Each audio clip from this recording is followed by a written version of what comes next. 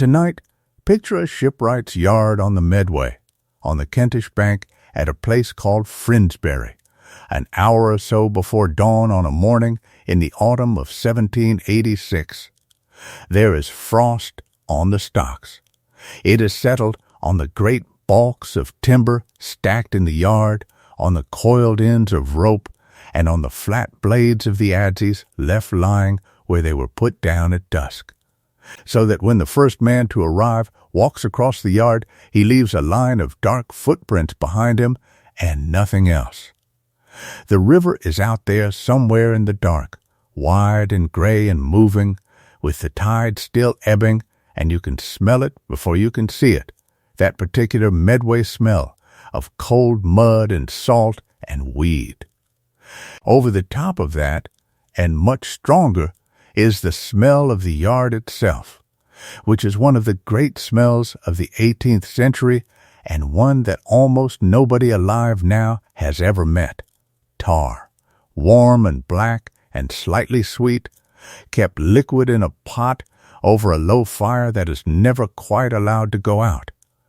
Tallow, pitch, oakum, which is old rope picked to pieces and smells of every harbor it has ever been in, sawdust, and underneath all of it, filling the whole yard the way wood smoke fills a kitchen, the astonishing green, sharp smell of fresh-cut oak. And filling the slipway, filling the whole of it from the ground to a height greater than any building in the parish except the church, is the hull. In the dark it does not read as a ship at all. It reads as a cliff. It is a black cliff of timber, curved, rising, wider at the top than at the bottom, and it goes away from you up the slip at a slight angle, the way everything in a building yard is set at a slight angle, so that when the moment comes, she will go down into the water rather than having to be persuaded. She is planked to the height of the upper gun deck and no further, because that is how these ships were sent into the water, and above that she is still nothing but her frames, standing up in pairs against the gray of the sky like the ribs of something enormous that has been laid open. There are ladders leaning against her, a chain of shores propping her from either side, and a coat of tallow and soap already going on to the ways beneath her. The tide is due in the afternoon. It is the highest tide of the month, which is why this particular afternoon was chosen a year ago and written into a contract in London, and if the men who will shortly begin arriving here do their work properly, then late in the day the shores will be knocked away in a particular order. And that cliff will move, and everything about her will change forever. Tonight we are going to follow her all the way through. Not one voyage of her, not one battle, the whole life of one wooden warship, end to end, in order from an acorn lying in the leaf mold of a hedgerow in the Weald of Kent around the year 1680. To the same oak going back out into the world as a beam in somebody's barn and a mantelpiece in somebody's parlor and a gate at the bottom of somebody's garden in 1836. That is a little over 150 years if you start with the tree, and almost exactly 50 if you start with the ship, and we are going to walk the whole of it. She was real. That is worth saying at the outset, because it means nothing has to be invented. Her name was Bellerophon, after a figure out of Greek myth. She was a third rate of 74 guns, the workhorse size, the size the Royal Navy built more of than anything else, big enough to stand in the line of battle and small enough to be built in a merchant's yard on a river rather than a royal dockyard. She was ordered in the early 1780s, laid down here at Frinsbury, launched on an October afternoon in 1786, and then she lay unwanted at a mooring for years, because the country was at peace and had no use for her. She served through the whole of the French wars from the beginning to the end.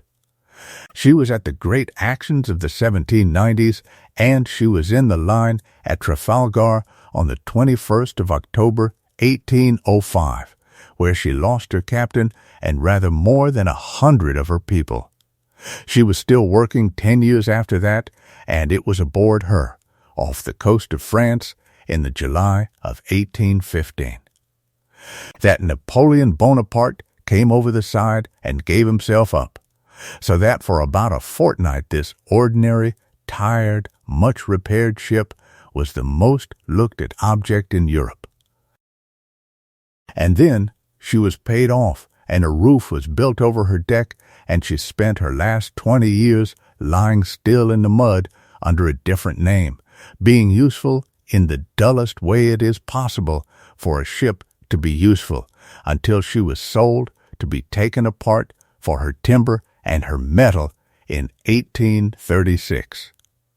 All of that is coming, and I am telling you now so that there is nothing at all for you to wait for. There is no twist in tonight. There is nothing being kept back. The pleasure of this, if there is pleasure in it, is not in finding out what happens.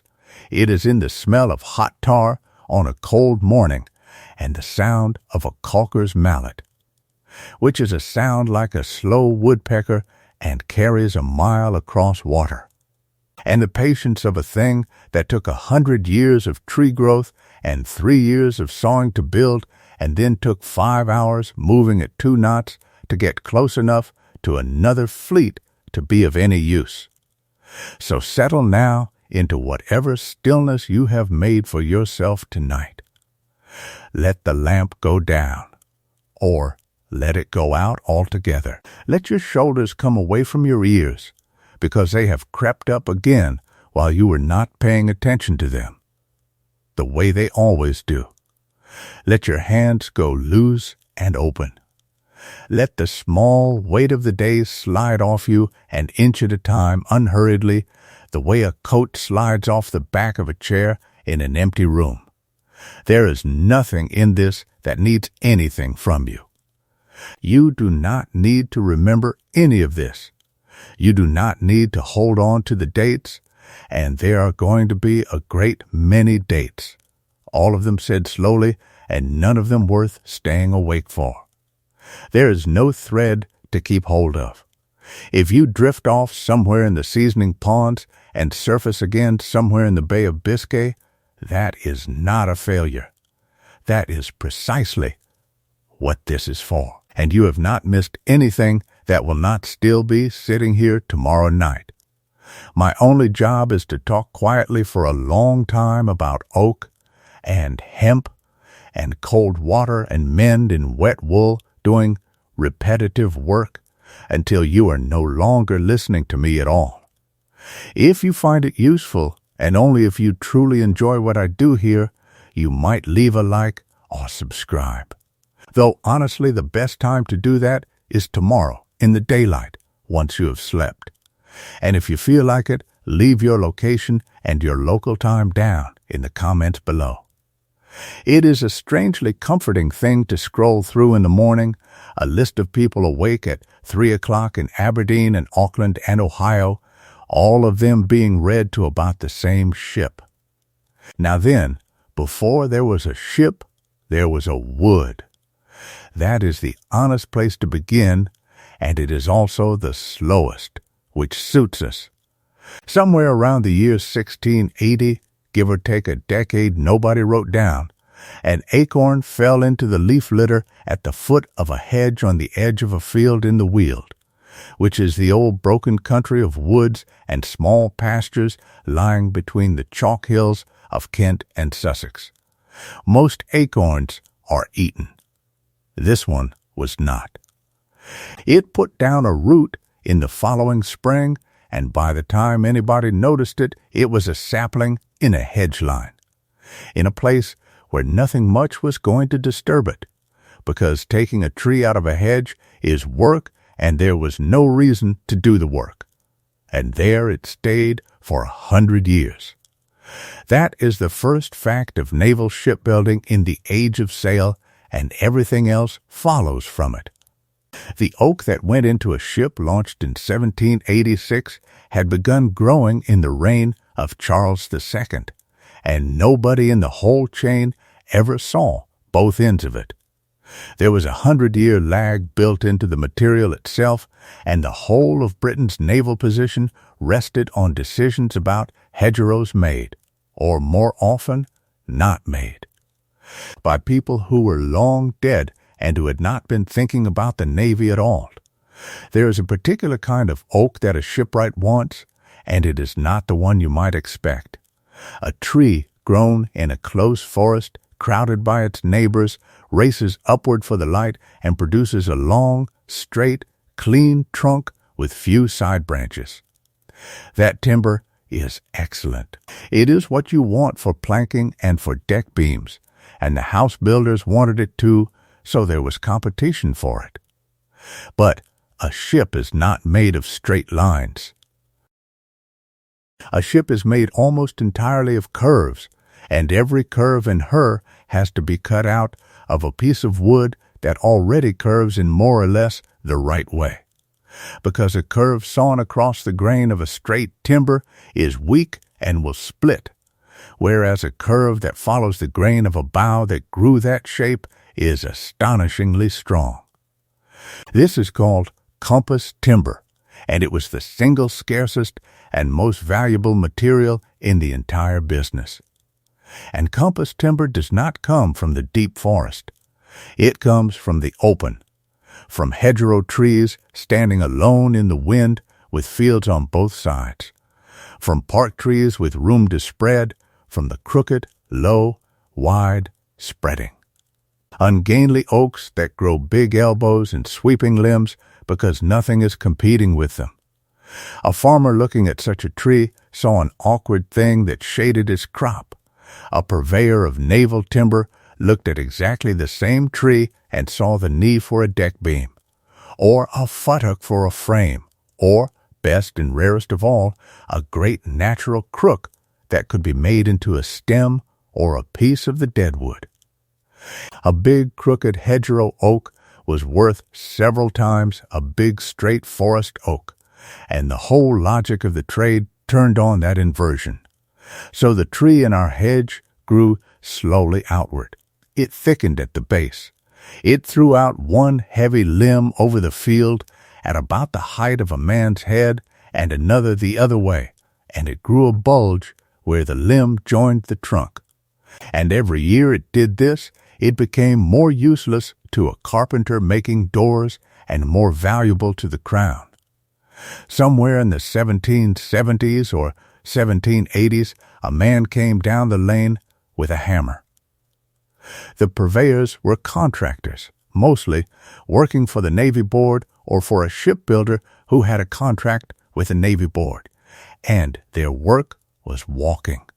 They walked the woods and the hedges of Kent and Sussex and Hampshire and the forest of Dean, looking at trees, doing sums in their heads about how many loads a given oak would yield and how far it was to navigable water, which mattered enormously because the cost of getting a tree to a river could easily be more than the cost of the tree. When a purveyor agreed a price, he marked the trunk with a hammer, and the head of the hammer left an impression of the broad arrow, the mark that had meant government property in these islands for centuries, and once that mark was in the bark, the tree was spoken for. A 74 of this size took something in the region of 2,000 mature oaks. That is not a figure anybody found comfortable even at the time.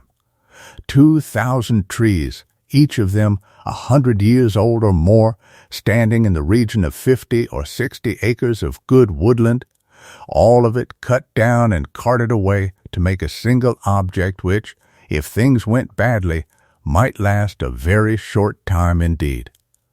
Felling was winter work. The rule of thumb, and it was a rule of thumb rather than a law, was that timber cut with the sap down in the dead months was less liable to decay than timber cut in the growing season, so the axes went into the woods from about November onward when the leaves were off and the ground was hard.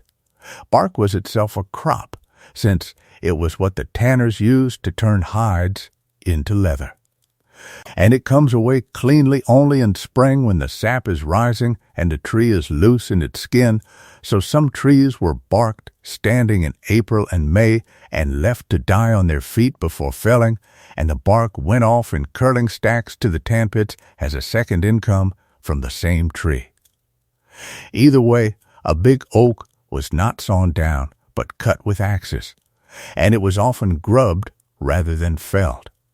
The earth dug away and the roots cut so that the base and the beginnings of the great roots came up with it, because those root crooks were compass timber too. Then the real labor began, which was moving it. A single trunk of that size, green, might weigh several tons, and it had to be got out of a Wealden field in winter, and the Wealden clay in January is not a surface so much as a condition. This is precisely why felling was winter work in a second sense. You wanted the ground frozen.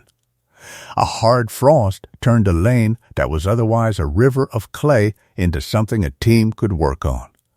The tree was hauled by oxen, 6 or 8 or a dozen of them in pairs, on a low, immensely strong two-wheeled carriage called a timber tug or a nib, with the butt of the trunk chained up under the axle and the rest of it dragging.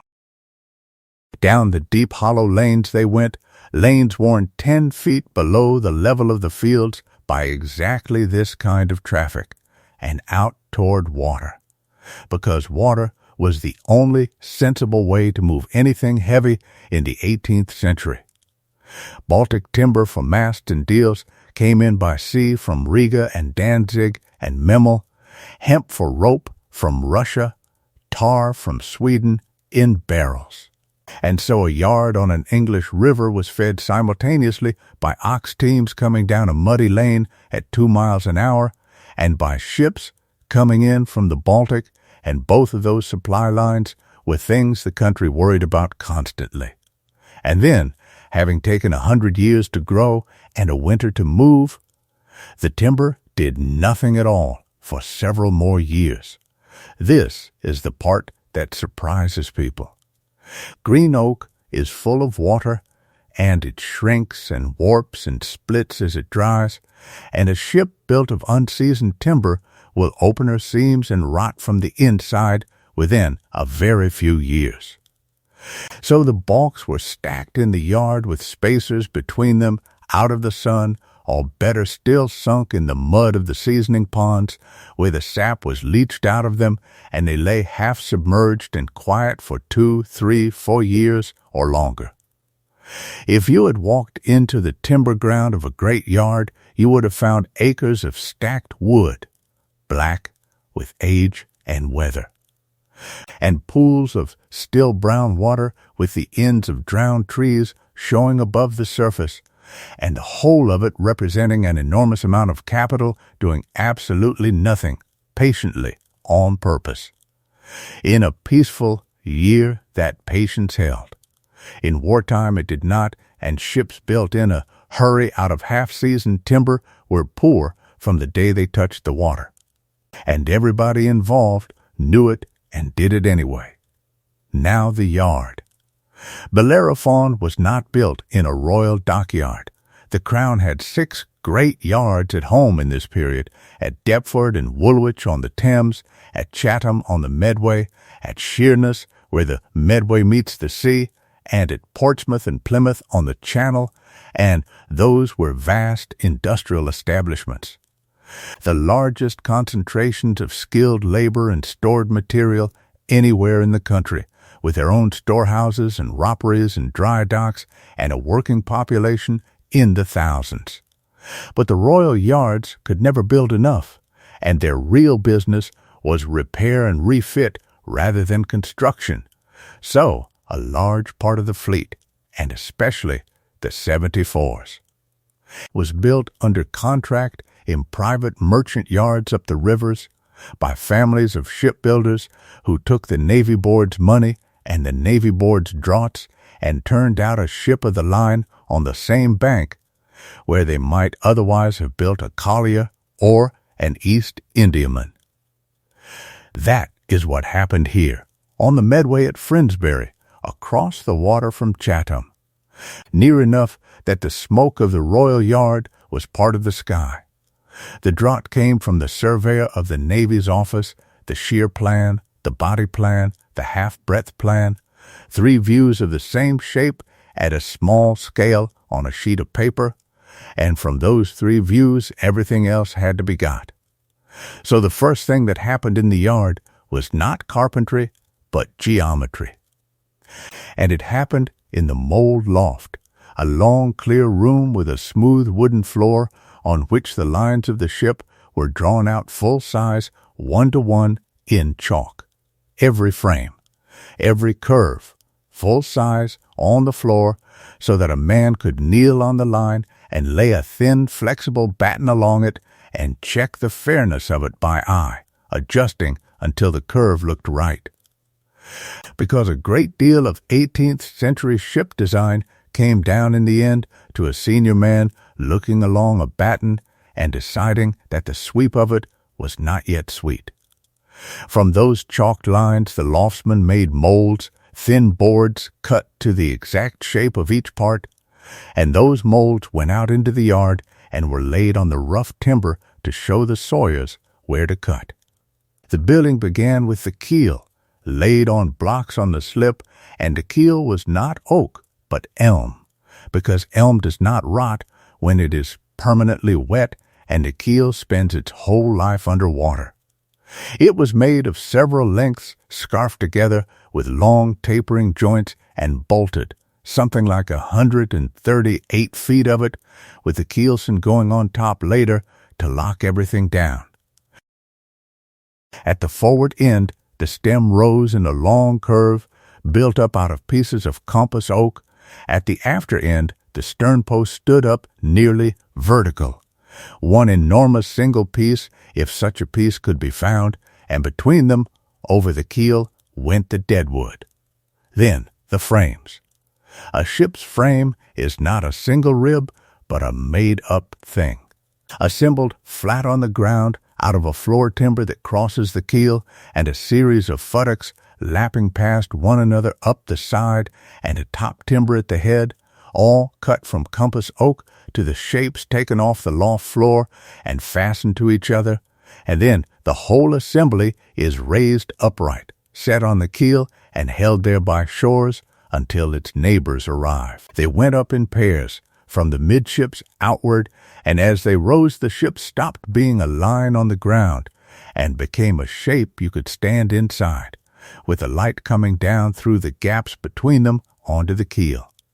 Between the frames, the gaps were filled with more timber, because at the waterline a great ship's side is very nearly solid wood, 1.5 feet or 2 feet thick, and the gap between one frame and the next is often smaller than the frames themselves. Everything was fastened with tree nails, which are simply pegs of dry oak driven hard into a bored hole with a maul and then wedged at both ends so that they swell and grip and become one substance with the timber around them. Thousands upon thousands of them. They were cheaper than iron, they did not corrode, and they did not weep rust into the wood, and a shipwright driving them all day set up a rhythm that carried across the water.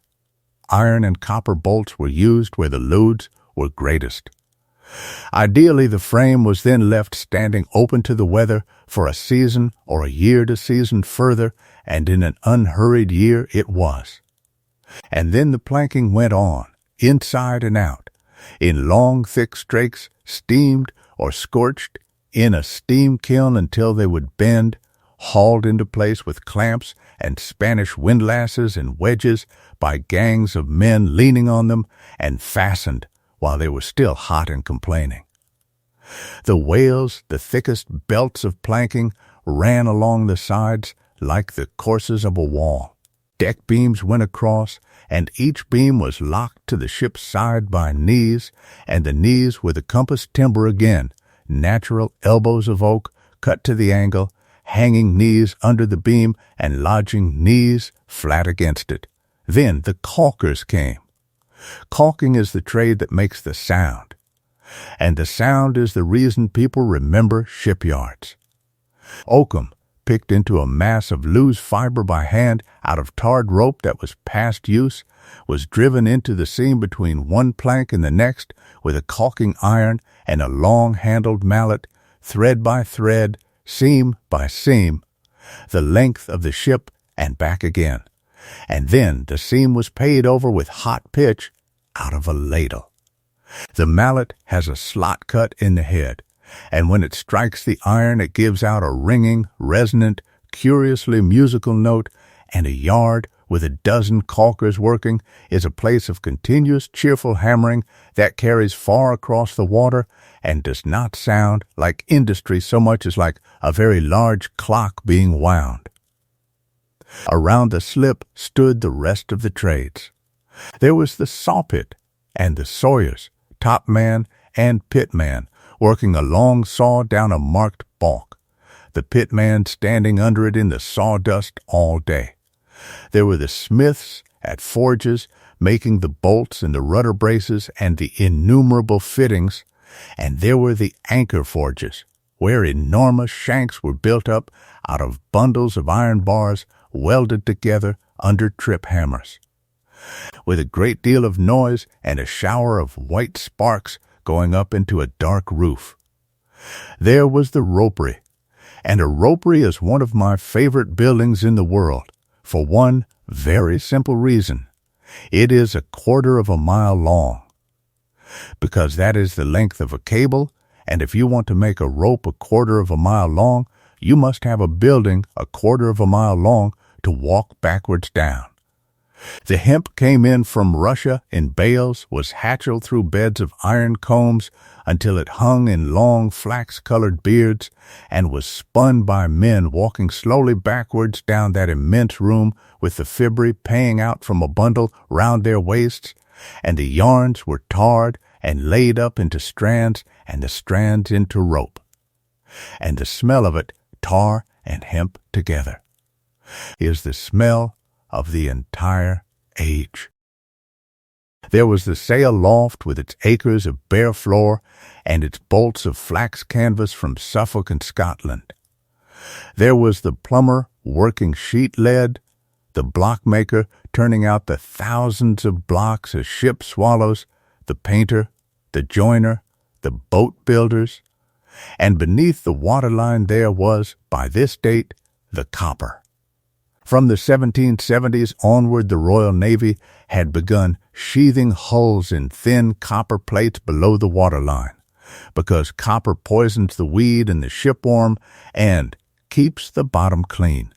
And a clean bottom means speed, and speed decides everything. The plates were nailed over a layer of tarred paper or felt, overlapping like scales. And there had been an expensive early lesson when copper plates were fastened with iron bolts, and the two metals in salt water ate the iron away almost invisibly, a thing nobody had expected, which was put right in the end with copper fastenings. When our ship's bottom was coppered, she went from black to a dull salmon pink. And the pink would be brilliant for a few weeks and then go green and dark, and she would never be that color again. All of this was done by men and boys who were among the most skilled workers in the country, and who were paid and argued about being paid, and went on strike sometimes, and who had a customary right known as chips, which was permission to carry home offcuts of timber at the end of the day, a perk which expanded, as perks do, until a great deal of usable wood was walking out of the gates every evening under men's arms, and which the Navy Board attacked periodically and never abolished. Apprentices swept and fetched and carried and learned by watching, and were bound for 7 years. And a family might have 4 generations in the same yard. Building a 74 took 2 to 3 years in ordinary times and cost something in the region of £30,000 for the hull alone, which was a sum of money it is not really possible to translate, but which you can feel the shape of when you learn that a laborer in the yard might earn well under £30 in a year. And so we come back to that October afternoon and the tide. Launch day was a holiday. Work stopped in the yard and half the parish came down to the water. And there were flags, and a band if the builder was feeling expansive, and a crowd on the far bank at Chatham looking across. In the morning the men had been under her, in the dark and the tallow smell, doing the most delicate work of the whole 3 years, transferring the entire weight of the ship off the standing blocks she had been built on and onto the launching cradle, which is a timber frame built around her lower hull, resting on the bilgeways which slide, on the greased ways which do not. The grease was tallow and soap, sometimes with train oil laid on thick. And on a cold day men worked it with their hands to keep it soft. Then the shores that had held her upright for 3 years were taken away one by one, in a strict order from the ends inward until the whole enormous mass was held by nothing but 2 dog shores and a grease. The tide came up the Medway. There is a moment in every launch where the yard goes quiet, and the only sounds are the water and the flags. Then the last shores were knocked away, and for a second or two nothing happened, which is the way of it, and then she began to move.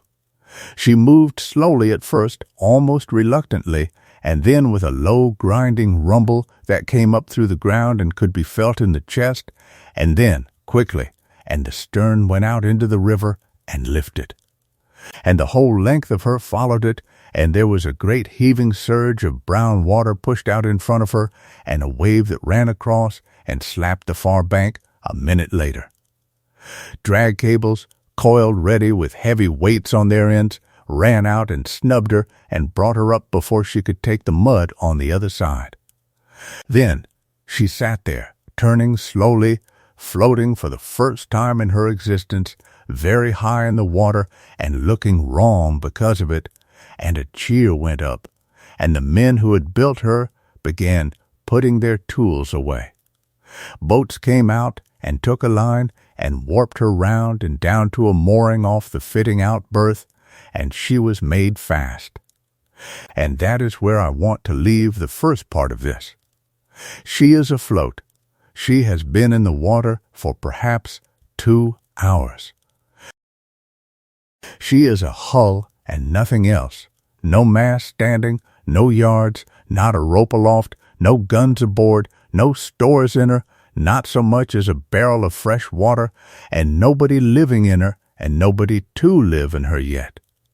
She rides so light and so high that her whole coppered bottom shows, and she rolls in the wash of a passing barge in a loose, empty, unballasted way that no seaman would like at all. Inside her there is nothing but bare oak and daylight coming down the open hatchways, and the smell of tar and new wood, and the sound of the tide going past her side.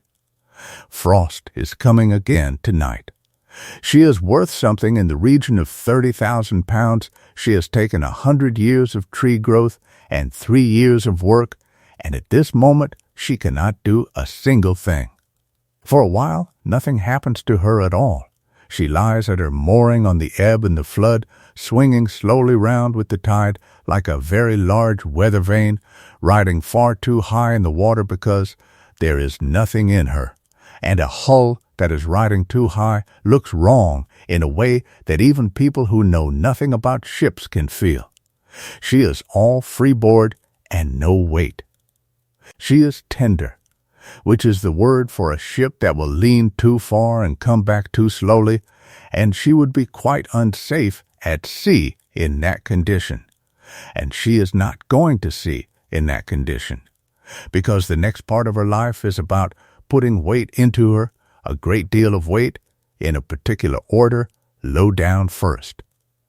A watchman lives aboard with a lantern and a small stove and very little to do. A boat comes out from the yard in the mornings with men in it and goes back in the evening with the same men in it, and for some weeks the only sound she makes is the sound of the river going past her and the rain on her bare decks, and the occasional complaint of a fender against her side.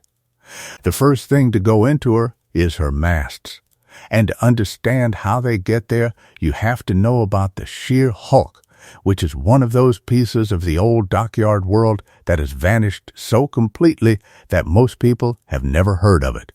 A sheer hulk was an old warship, too worn out to fight, but perfectly sound as a floating platform. With her upper works cut down and two enormous spars set up in her, leaning forward and lashed at the top, with tackles hanging from them and a capstan on her deck to work the tackles. She was, in effect, a crane, and she was moored permanently in the harbor and towed alongside whatever ship needed masting. Every great dockyard had one, and they lasted for decades, and they had names. And the men who worked them were specialists who did nothing else. The masts themselves are not single trees, which surprises people. A lower mast of a 74-gun ship is something like 110 feet long and a yard through at the partners, and there is no tree in Europe that will make that mast whole, or at least none that anybody could afford to keep cutting. So it is a made mast, built up like a barrel out of a central spindle and a ring of side trees and fillings, all of Baltic fir brought in from Riga and Norway and Prussia, shaped and fitted together with tapered joints, then bound about with iron hoops driven on hot so that they shrink tight as they cool, and wolded between the hoops with turn upon turn of tarred rope hammered down close. It takes months and a whole separate trade, the mast makers, working in mast houses beside the mast ponds, where the timber lies half sunk in fresh water for years to keep it from splitting. A great mast, finished, is one of the most beautiful pieces of joinery ever made in this country, and almost nobody ever saw one on the ground. Stepping it is a slow business and a quiet one, in the way that anything very heavy is quiet, because nobody hurries and nobody shouts more than once.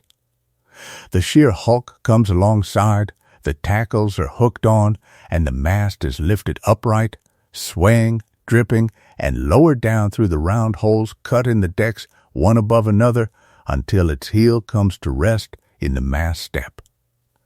A slot cut in a great block of timber sitting on the keelson right down on the bottom of the ship. Then it is wedged at the partners with dozens of oak wedges driven round it until it stands as if it had grown there, and over the wedges goes the mast coat, a collar of tarred canvas nailed down to keep the sea from running below. 3 masts go in that way, the fore, the main, and the mizzen, and the bowsprit goes out forward at its angle, and from that moment she stops looking like a barge and starts looking like a ship, and the change is so complete that men who worked in the yard all their lives still went to watch it. Then the riggers come aboard, and the smell of the ship changes for the next 50 years. Standing rigging is the fixed rope that holds the masts up, and it is hemp, and it is tarred, and Stockholm tar has a smell that gets into wool and skin and hair and stays there.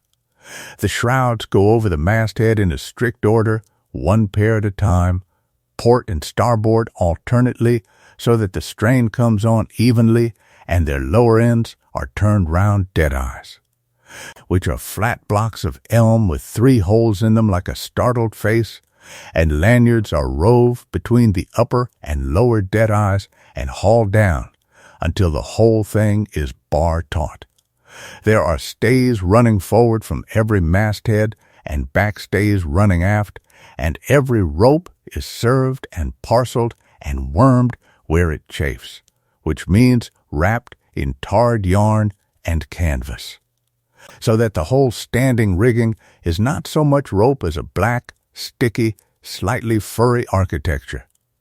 Across the shrouds are seized the ratlines, the horizontal lines that turn each pair of shrouds into a ladder, and they are the reason a man can go aloft at all. Above the lower masts go the topmasts, sent up through the cap and held by a square iron fid dropped through a slot in the heel. And above them the topgallant masts, each one lighter than the one below, so that a finished mast is a tapering thing in 3 overlapping stages. Between the lower mast and the topmast, on a platform called the top, the men can stand and work, and the top is not a crow's nest and never was. It is a broad floor with a hole in it. Then the yards are crossed, hoisted up and slung across the masts.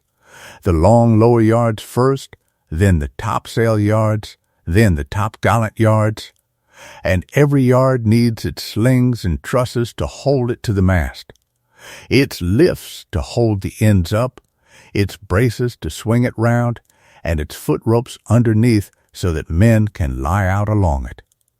All that rope which moves rather than stands is called running rigging, and it runs through blocks, and a ship of this size carries something like 1,000 blocks. From great single blocks a man cannot lift to small ones you could hold in your hand. Somebody has to make every one of them. Then the sails, which come out from the sail, loft in bundles and are almost the last things to go on. They are flax canvas, woven in bolts, and the canvas is graded by weight, numbered from 1, which is the heaviest and goes into courses and storm canvas, down to 8, which is fine stuff for light airs.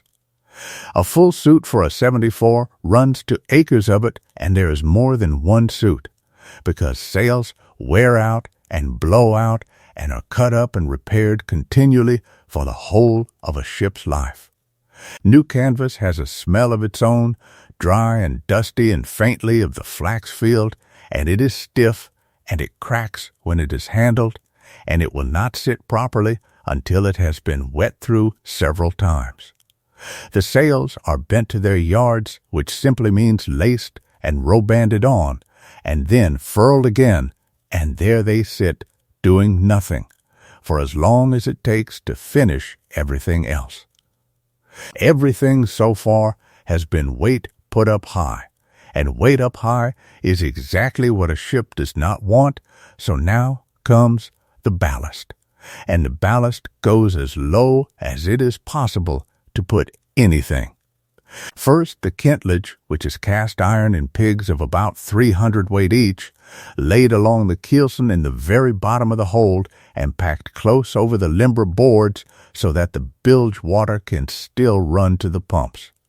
On top of that goes shingle, tons of small stones dredged from the beach, shoveled down and leveled and trodden into every space it will reach. A 74 takes several hundred tons of ballast, and as it goes in, you can watch her settle inch by inch, day after day, until she is sitting on her marks and has stopped being a light, empty box and becomes something with a temper and a rhythm to it. This is also the point at which the hold starts to smell, because shingle carries the beach in with it, and a whetstone hold in a wooden ship is not a fragrant place, and never will be again.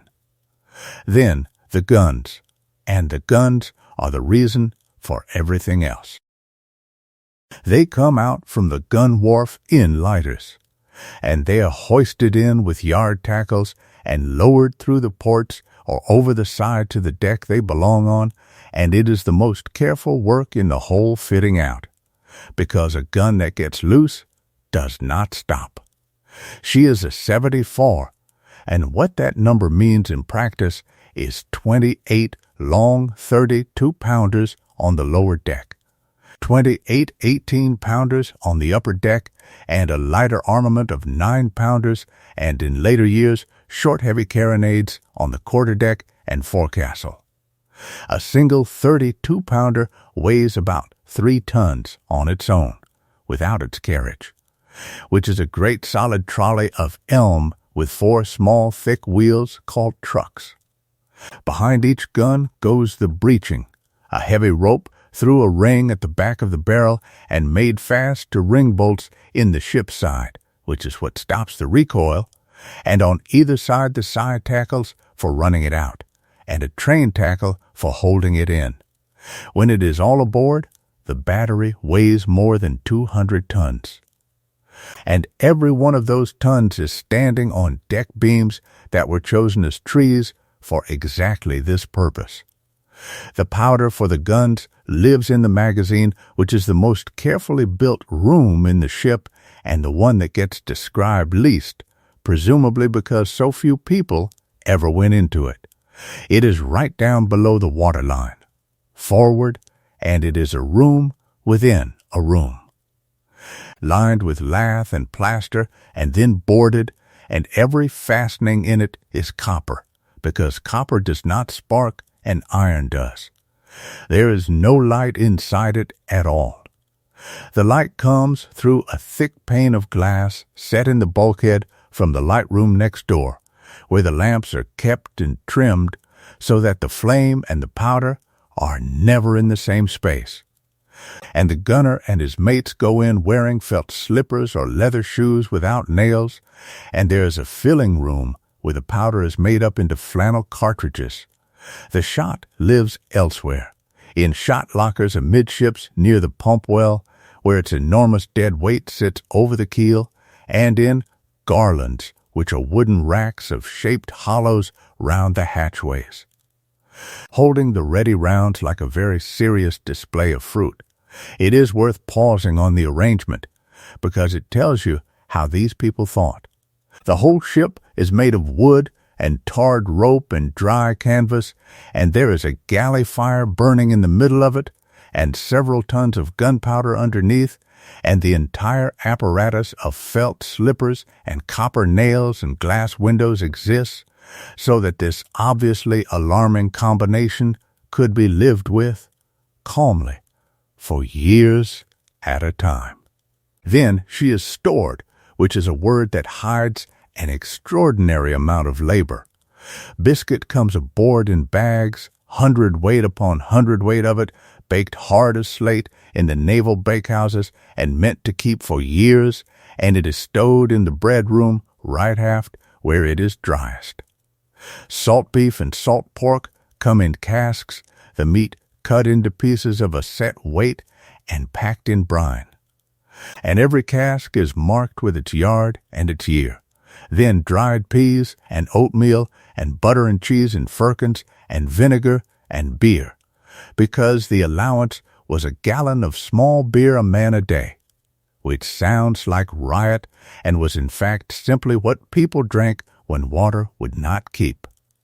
When the beer ran out, and on a long voyage it always did, the allowance changed to wine or to spirits, and the spirits went into the hold in casks under guard.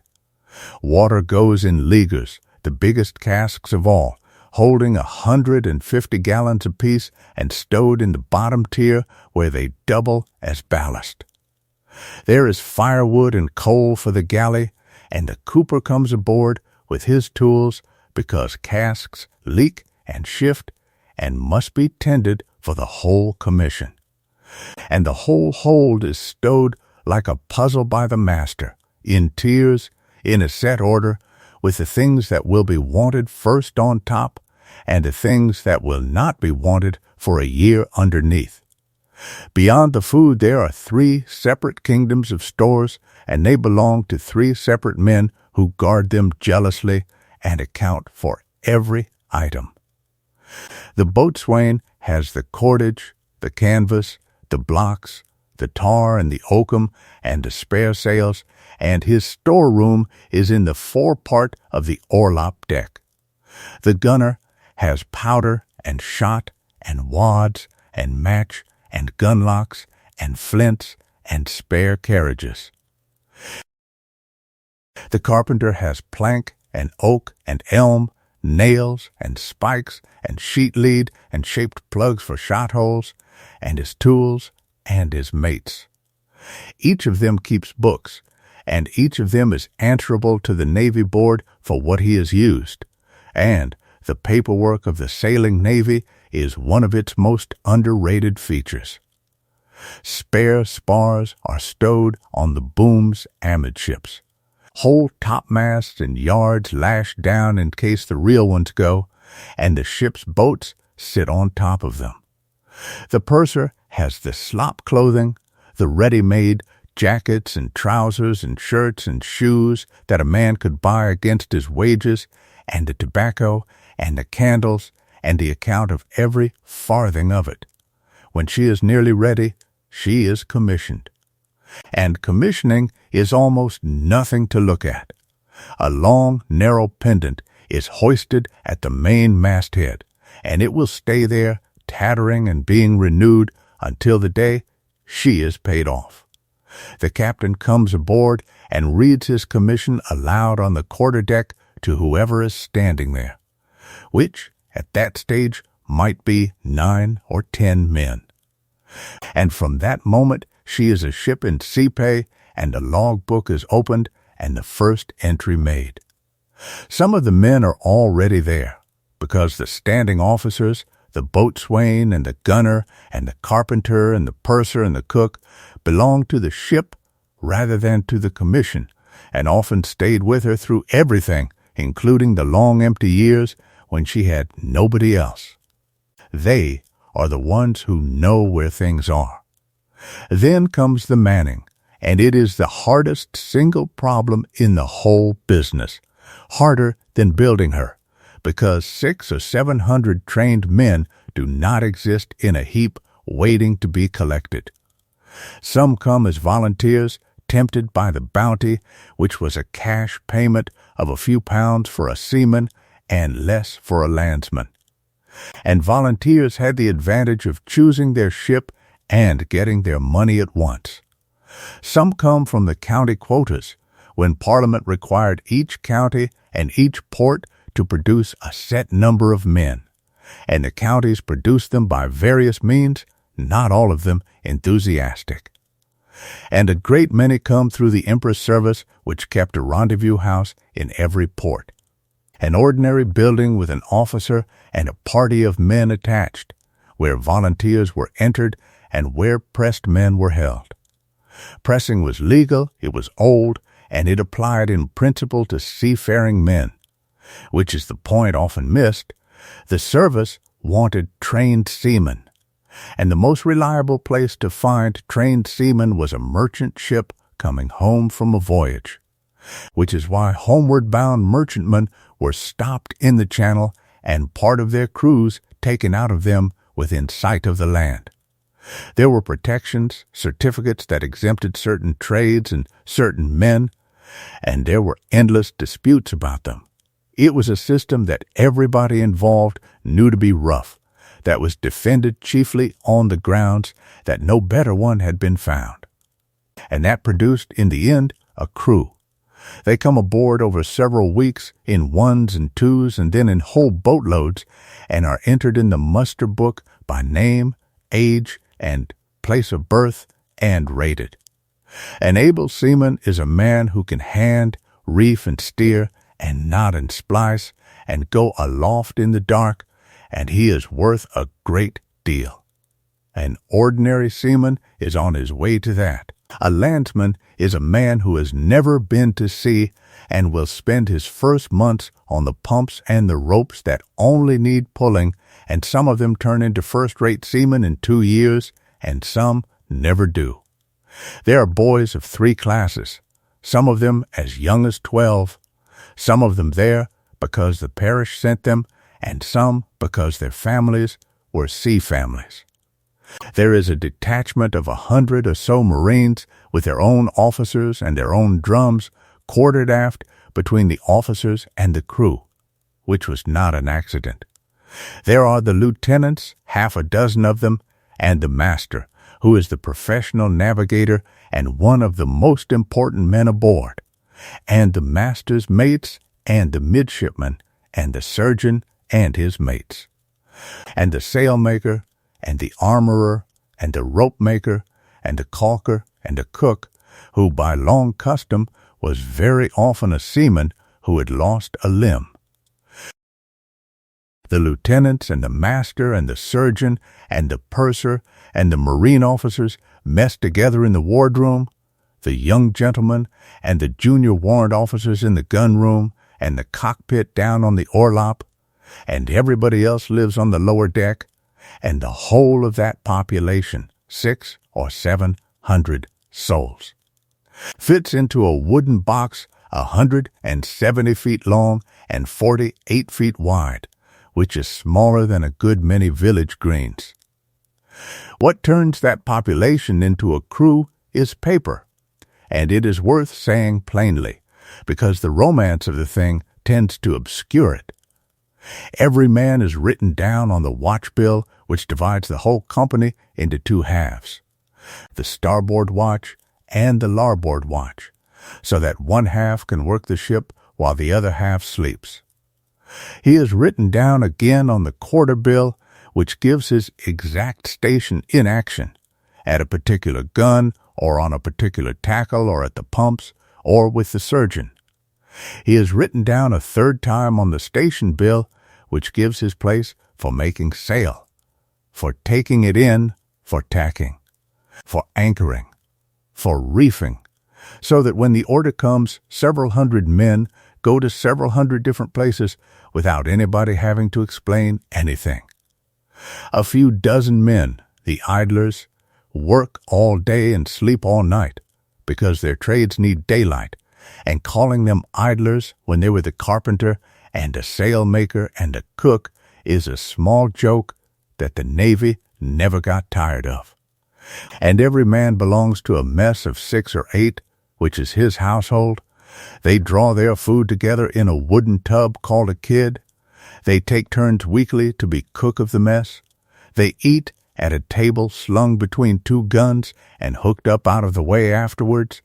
And a man could spend 3 years in that ship and know 400 faces, but live, in every practical sense, with 7. Over all of it, half hour by half hour, go the bells.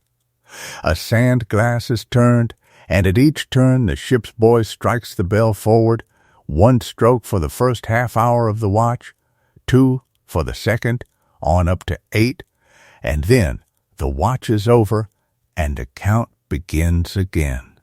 4 hours to a watch, 6 watches to a day, except that between 4 and 8 in the evening, the 2 dog watches of 2 hours each break the pattern, so that no man keeps the same watch every day for the rest of his life. That is the whole clock. There is no other. And once it is running, the ship stops being a project and becomes a place where people live, which is the last transformation of the fitting out and by far the largest, and the best way to understand it is simply to walk through one ordinary day from the middle of one night to the middle of the next. Take it then from 4 in the morning, when the middle watch ends and the morning watch is called, and the men coming up are cold before they reach the ladder. It is dark, and it will be dark for a long time yet if it is winter, and the first work of the day is washing the decks. The wash deck pumps are rigged, and seawater comes up in buckets and over the planks, and then out come the holystones, blocks of soft sandstone that are dragged back and forth over the wet sanded planks to scour them white. The large ones, worked with ropes by several men, are called Bibles, and the small hand-sized ones, worked kneeling, are called prayer books, and the names are 300 years old and tell you exactly what the men thought of the job. It is done barefoot, because there is no point in wet shoes, and the water is cold and the sand is rough. And the whole of the upper deck and then the lower deck is done that way, and then swabbed and squeegeed and flogged dry with dry swabs every single morning in every weather for the entire life of the ship, and the reason is not tidiness but rot and sickness, both of which live in dirt and standing water. At 7 bells in the morning, watch the hammocks are piped up. Every man takes down his hammock, lashes it with 7 turns of its lashing so that it makes a tight sausage of canvas and blanket, and carries it up to be stowed in the hammock nettings along the top of the bulwarks, where a painted canvas cloth is drawn over the lot. That serves 3 purposes at once, which is very typical of the whole arrangement.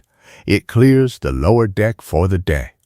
It airs the bedding in the wind, and packed hammocks stop musket balls.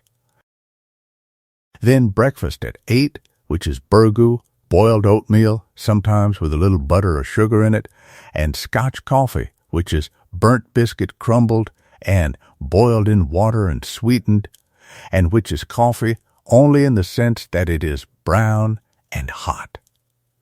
Then the forenoon watch, which is the working day, repairing rigging, blacking down the shrouds with tar, making spun yarn. The sailmaker with a sail spread out on deck and half a dozen men round it, the carpenter and his mates going round with the tools of a small, permanent building site. Twice a day the carpenter sounds the well with a marked iron rod to see how much water she has made, because a wooden ship always makes some, and if the figure is climbing the hands, go to the chain pumps and work them in relays with a monotonous clanking that everybody aboard can hear through the whole hull. Towards noon, the quarterdeck fills up quietly, because noon is the one fixed astronomical event of the day. The master and his mates and every midshipman aboard stand along the rail with their quadrants and later their sextants, bringing the sun down to the horizon, watching it rise, and rise more slowly, and hang, and begin to fall, and at that moment it is noon, and the latitude comes out of a short piece of arithmetic done on a slate. And here is the small oddity that confuses everybody who reads an old logbook. The sea day did not begin at midnight. It began at that noon and ran to the next noon, so that the ship's date changed 12 hours before the date ashore, and an event that happened in the evening was written down as belonging to the following day. Then the boatswain's mates pipe to dinner, and before dinner comes the grog, half a pint of spirits mixed with a quart of water and served out under the eye of an officer at the scuttle-butt, half at noon and half in the evening, and no institution in the ship was watched more closely by more people. Dinner is an hour, and it is the best hour of the day, table slung down between the guns, the mess kid full, the biscuit knocked on the table first out of habit, everybody sitting on their own chests and on the deck, and the noise of 500 men eating in a low wooden room with the sea going past a few feet away on the other side of the planking. The afternoon watch is more work, unless it is a make and mend, when the hands are given the afternoon to repair their own clothes. And a great many men sit cross-legged with needle and palm doing exactly that, because a sailor was expected to make and mend his own slops, and most of them were competent tailors by necessity. Then the dog watches from 4 to 8, which are the ship's evening. This is when the fiddler plays, if there is one, and there usually is, and men dance hornpipes on the forecastle in the failing light.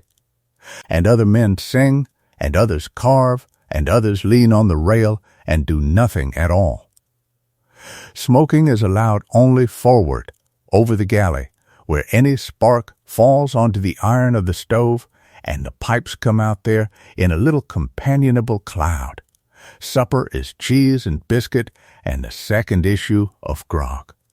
Most evenings the drum beats to quarters, and every man goes to his station on the quarter bill, and the guns are cast loose, and looked over and run in and secured again, and it takes a well-drilled crew a very few minutes, and then it is over. At 8, hammocks are piped down.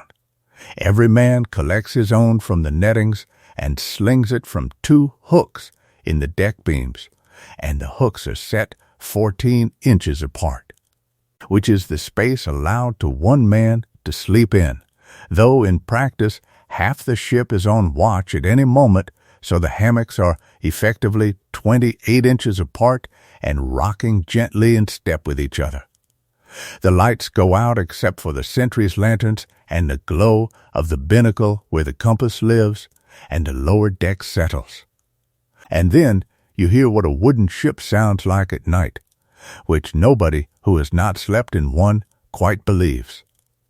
She talks.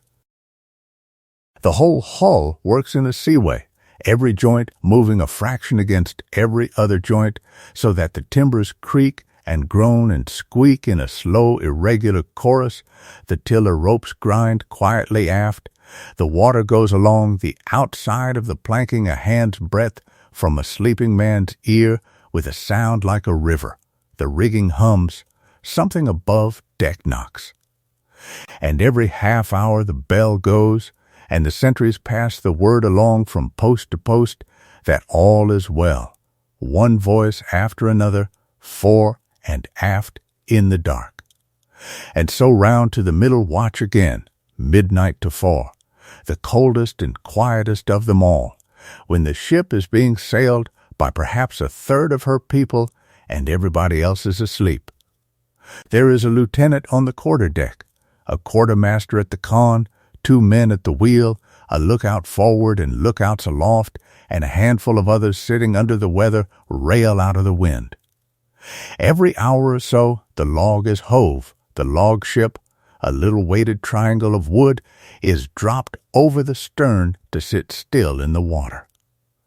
And the line runs out over a reel with knots tied in it at intervals of 47 feet and 3 inches, and a boy turns a 28-second glass, and the knots that run out in that time give the speed directly, which is why sailors say knots to this day. The number is called and marked on the logboard along with the course and the wind and any change of sail. And at the end of the watch, it is copied onto the slate and eventually into the master's log, and out of those little entries, hour after hour, an entire voyage is drawn on paper.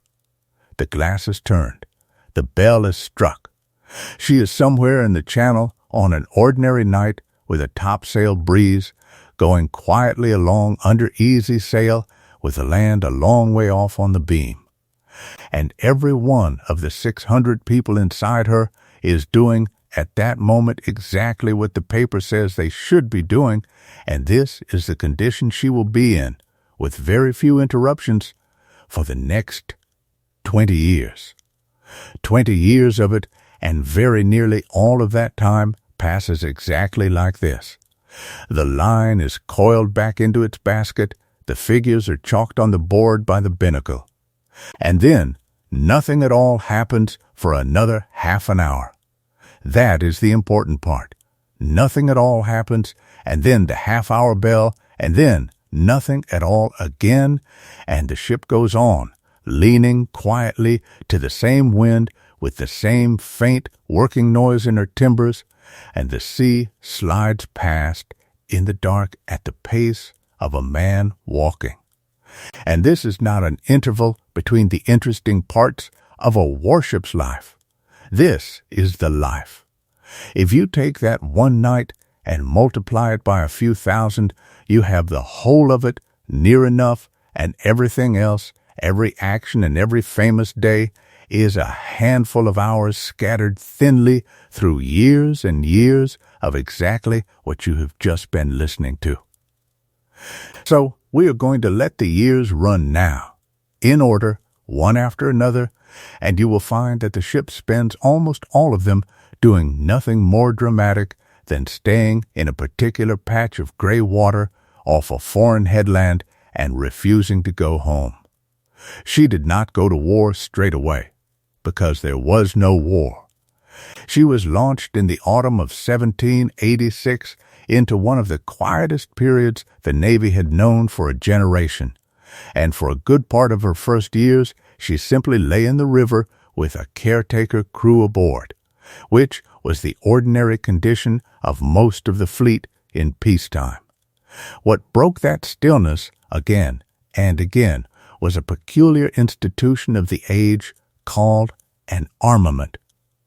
Some quarrel would flare up somewhere, generally a long way off and generally about something small, and the Admiralty would order a certain number of ships to be got ready for sea at once, and the whole enormous business of storing and manning would be gone through in a matter of weeks, and the ships would sail about the channel looking capable, and then the quarrel would be settled by letter, and everything would be undone again.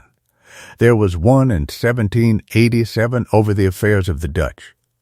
There was another in 1790 over a dispute with Spain about a fur trading anchorage on the northwest coast of America, a place almost nobody in England could have found on a chart, and that one put a great many ships into commission, this one among them. There was a third in 1791 over a Russian quarrel in the Black Sea. Each time the same sequence, the pendant hoisted, the guns in, the men gathered, the ship at sea through a summer, and then the order to pay off, and the men discharged with their tickets, and the guns craned out again, and the ship back at her moorings with a roof over her, and half a dozen elderly hands living aboard in the quiet. It is a strange rhythm to think about.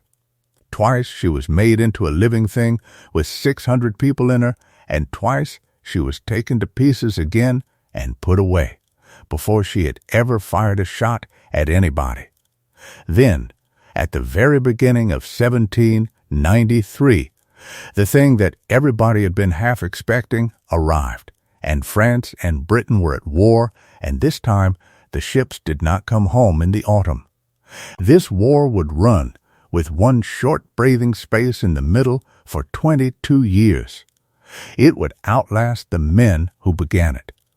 Boys who were rated as third-class volunteers in the first winter of it would be lieutenants with gray in their hair before it ended, and a shipwright who had helped to plank her would live to see the whole of it.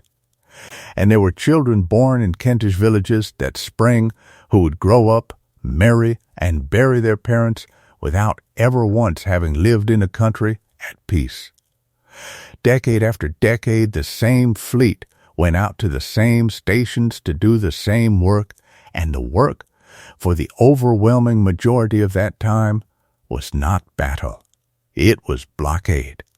That word deserves unpacking, because it sounds like an event, and it was nothing of the kind. To blockade Brest meant to keep a British fleet in the open Atlantic off the western tip of Brittany, in one of the worst pieces of water in Europe all year round, in order that the French fleet lying snug inside should not be able to come out without being seen and followed and brought to action. It meant that ships of 74 guns spent months on end within sight of a coast they never landed on. It meant tacking twice a day to hold a station, standing in towards the land in the forenoon until the lookouts could count the enemy's masts over the low ground, then going about and standing out again into deep water for the night, and doing it the next day, and the next, and the day after that, through spring into summer, and summer into autumn. The fleet was arranged in two parts, and the arrangement is worth having clearly in your head, because everything else follows from it. The inshore squadron, a few ships of the line and some frigates, kept close enough to see into the roads and count what lay there. The main fleet, the heavy body of it, kept well out to the westward, far enough off the land to be safe if it came on to blow from the west, which it always eventually did, and near enough to come down and support the inshore ships if anything moved. Between the two ran the frigates, which were the eyes of the whole arrangement and were never still. A ship of the line was a slow-moving fortress and knew almost nothing beyond her own horizon. The frigates knew everything and spent their lives running up and down the chain of ships carrying what they knew. The carrying was done by flags, and by the end of the century it had become a genuinely sophisticated thing. Each ship carried a set of numbered flags and a book, and any word in the book could be sent by hoisting its number, and any word not in the book could be spelled out letter by letter if you had the patience, and the repeating ships stationed between the divisions would rehoist each signal the instant they saw it, so that an order made at the flagship could travel 30 miles of open water in a very few minutes.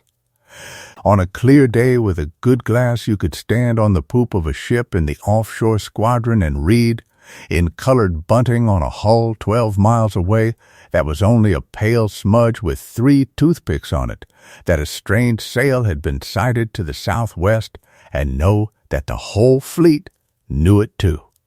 That system, more than any single gun, is what the wooden navy actually ran on. The rest of the day was silence, and hauling on wet rope, and waiting. What filled the rest of it was work of a kind that produced nothing you could point at. The great guns were exercised most forenoons, run out and run in dry, the crews going through the whole sequence without powder until the movements belonged to their hands rather than their heads. Sails were shifted for practice and shifted back. Topmasts were sent down and swayed up again for no better reason than that a ship which can do it quickly in a flat calm can do it at all in a gale. Rope was wormed and parceled and served, and old cable was unlaid into yarn and made into something else, because nothing on board was ever simply thrown away. There was washing, and a whole afternoon each week given over to make and mend, when a man sat on a chest with a needle and repaired the only clothes he had. And time itself was measured out not in dates but in stores, so that the ship's month was shaped by the arrival of the victuallers out of Plymouth with bullocks and beer and letters, and a station could be described accurately as being 3 weeks from the last brig and 2 from the next. And this is where the weather comes in, and the weather is the true opponent of these years, not the enemy. The Atlantic offshot in a westerly gale is not somewhere anybody sane would choose to be, and the fleet was there in every month of every year. You are lying to it under close reefed topsails in the dark, which means the sails have been reduced to small hard triangles of canvas by men out on the yards in the wind, gathering up folds of frozen cloth with their fingers and lashing it down with short lines, 40 feet or 70 feet or 100 feet above a deck that is not where they left it. The ship rises, hangs, and comes down, and each time she comes down a shudder runs the length of her, and everything loose in her moves an inch. Below, in the dark, the noise is enormous and completely constant. A wooden ship in a seaway does not creak the way a floorboard creaks. She works. Every joint in her opens a little and closes a little on every roll, thousands of them at once. And the sound of it is like a great slow animal grinding its teeth in another room. Water comes in everywhere, not disastrously, just steadily. It comes in through the seams above the waterline as she rolls. It comes down the hatchways in sheets when a sea comes aboard.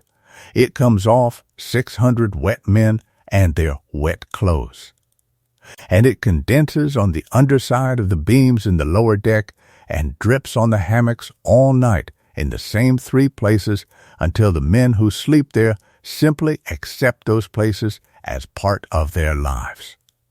The pumps go every watch. The carpenter and his mates sound the well at regular intervals, dropping a marked iron rod down a pipe that runs to the lowest part of the hold and reading off how many inches of water are standing over the keelson, and the figure is reported and written down as calmly as the wind and the course. Because on a well-found ship, it is a piece of routine housekeeping and not an alarm. A few inches is normal. A ship that has been driven hard for weeks will make more, and then the elm tree pumps at the mainmast are manned watch and watch, 4 men to a crank, and the water comes up and runs out over the side in a steady brownish stream that smells of the bilge, which is the oldest and most patient smell in any ship. Below decks, in a hard winter month, everything a man owns is damp. His hammock is damp. His shirt is damp. His shoes, if he has any, are somewhere in the hold. There is no fire anywhere except the galley range, which is drowned the moment the weather turns bad enough to matter, and there is no way to dry anything, and the smell of a lower deck in the 5th week of a westerly gale is a thing no description quite reaches. But it is roughly wet wool, wet rope, tar, tobacco, bilge water, cheese, and 400 sleeping men. All of it at a temperature slightly below comfortable and moving gently up and down. What they ate through those months is worth going into slowly, because it was the same every day and it mattered enormously. The basis of everything was biscuit, twice-baked flour and water in hard flat cakes about the size of a saucer, issued at £1 a day, kept in bread bags and bread rooms, lined with tin against the rats, and after a couple of months at sea, comfortably inhabited. The weevils were a fact of life, rather than a scandal. Men tapped the biscuit on the table before eating it, and the inhabitants came out, and the biscuit was eaten, and in the dark of the lower deck at supper, nobody bothered to tap at all. Salt beef and salt pork came in casks, cut into pieces of a set weight before packing so that a mess could be given a piece each, and boiled for hours in the great copper kettle in the galley in seawater. Salt meat that has been in cask for 2 or 3 years goes very hard and very dark and takes a polish, and sailors carved it into boxes and buttons for amusement, which tells you most of what you need to know about it. With it went dried peas boiled to a paste, oatmeal for burgoo, butter and cheese, which were both usually wretched, and beer while it lasted, which was a month or so. And after that, spirits mixed with water. It was, by the standards of a farm laborer ashore, a great deal of food, and it was reliably enough of it, and that alone brought a certain kind of man into the Navy and kept him there. The dishonest part of it was the purser's pound, which was 14 ounces rather than 16.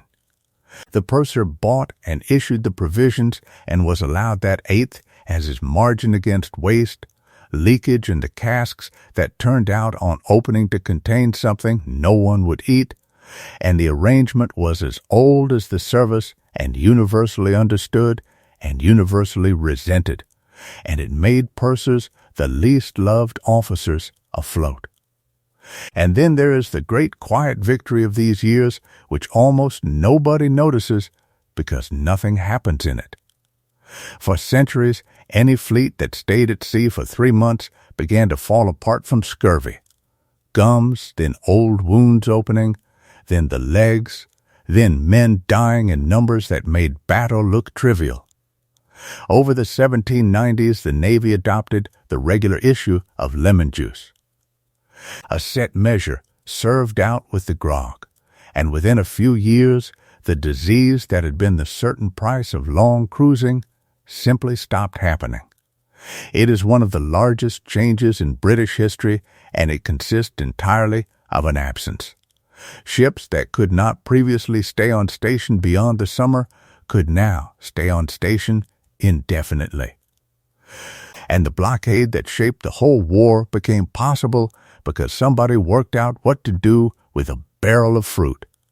That left the ordinary sicknesses and the surgeon's day, which was mostly not what anyone imagines.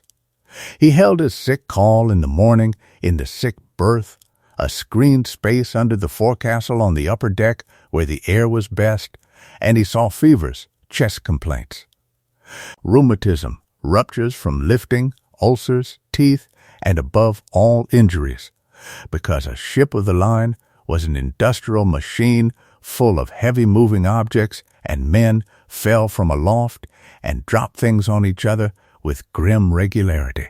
He had a mate or two, and a loblolly boy who was neither a boy necessarily nor useful in any skilled way, but carried the bowls and the water and the burgoo and held people still. He kept a journal that had to be handed in. He answered to the Sick and Hurt Board, a small civilian body in London that ran the naval hospitals and the medical stores and argued about money like every other board. And behind him lay the hospital ships in the fleet anchorages and the great naval hospitals at Portsmouth and Plymouth, enormous plain buildings with long airy wards, where a man landed with a fever was carried up from the boat and might spend 2 months and rejoin his ship or not. The commonest thing that happened to a sailor in this war was not a wound. It was a fever in a hot climate, or a fall, or a rupture, or simply the slow wearing out of a body kept wet and awake in alternating 4-hour blocks for 20 years. Against all that, the actions. There were not many, and the ones this ship saw belong here only in outline. In the spring of 1794, she was in the Channel Fleet with a rear admiral's flag flying in her, which meant an extra set of officers and servants crowded into her after cabins, and at the end of May, several hundred miles out in the Atlantic, the two fleets found each other. There was skirmishing on the 28th and again on the 29th, in which she was engaged with much heavier ships and lost her main topmast, and then a day of fog. And then, on the 1st of June, the two lines came together properly. The admiral aboard her lost a leg. She was knocked about aloft, repaired at sea and in harbor, and went back on station. In the summer of 1795, she was in another fleet action off the Breton coast, of the sort that is decided in an afternoon and produces 2 or 3 prizes and a great deal of paperwork. And in the summer of 1798, she was one of a squadron sent into the Mediterranean to find a French fleet that had disappeared with an army aboard it, and found it at last at anchor in a bay off the Egyptian coast in the early evening of the 1st of August, and went in with the rest and anchored abreast of the largest ship in the enemy line, which was more than she could comfortably handle, and was dismasted and set on fire twice, and lost close to 200 of her people killed and hurt, the heaviest loss of any British ship there. Her captain was among the wounded. She cut her cable and drifted clear with a jury rig and was patched up at Gibraltar, and by the following season she was back off a coast somewhere with the topsails to the mast, keeping station. That is the honest proportion of it. 4 days of that kind in 22 years, and 7,000 of the other kind. Between them came the dockyards. And this is where you meet the yards again from the far side. A ship that has been at sea for a year is not the same object that left. Her copper is torn where a cable has been dragged across it. Her rigging has stretched and been taken up and stretched again. Her sails are patched, her lower masts may be sprung, and below the waterline, whatever the copper has failed to prevent, there is weed. So she comes into Portsmouth or Plymouth on a rising tide with a pilot aboard, and the hulk takes her masts out or leaves them in, depending on what is wanted, and she is either docked, which is the modern way, the gates shut and the water pumped, and the great bulk of her sitting on blocks with men walking about underneath her looking up, or else she is hove down, which is the old way and worth picturing, everything movable taken out of one side, tackles from her mastheads led to a hulk alongside, and the whole ship hauled bodily over on her side until her keel comes out of the water and the men can get at the bottom with scrapers. Shipworm was the enemy in warm water, and weed was the enemy everywhere, and a foul bottom cost a knot or two of speed, which in a fleet is the difference between being useful and being a passenger.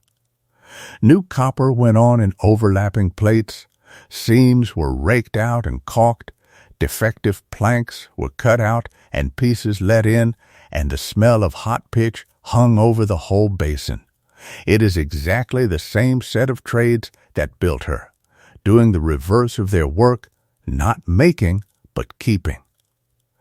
And in the Mediterranean years there was the other kind of maintenance, the endless watering at Gibraltar under the great gray wall of the rock, boats going in and out all day with casks, the same casks, filled and emptied and filled again for years on end.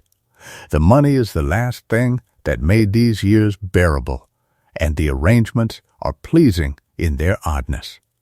Wages were low, fixed for the better part of a century, and paid late, often at the end of a commission and sometimes in tickets that a man could only turn into coin at a particular office, which meant that the men who could not wait sold their tickets at a discount to anybody with cash and a hard heart. But there was prize money, and prize money was the great lottery of the service.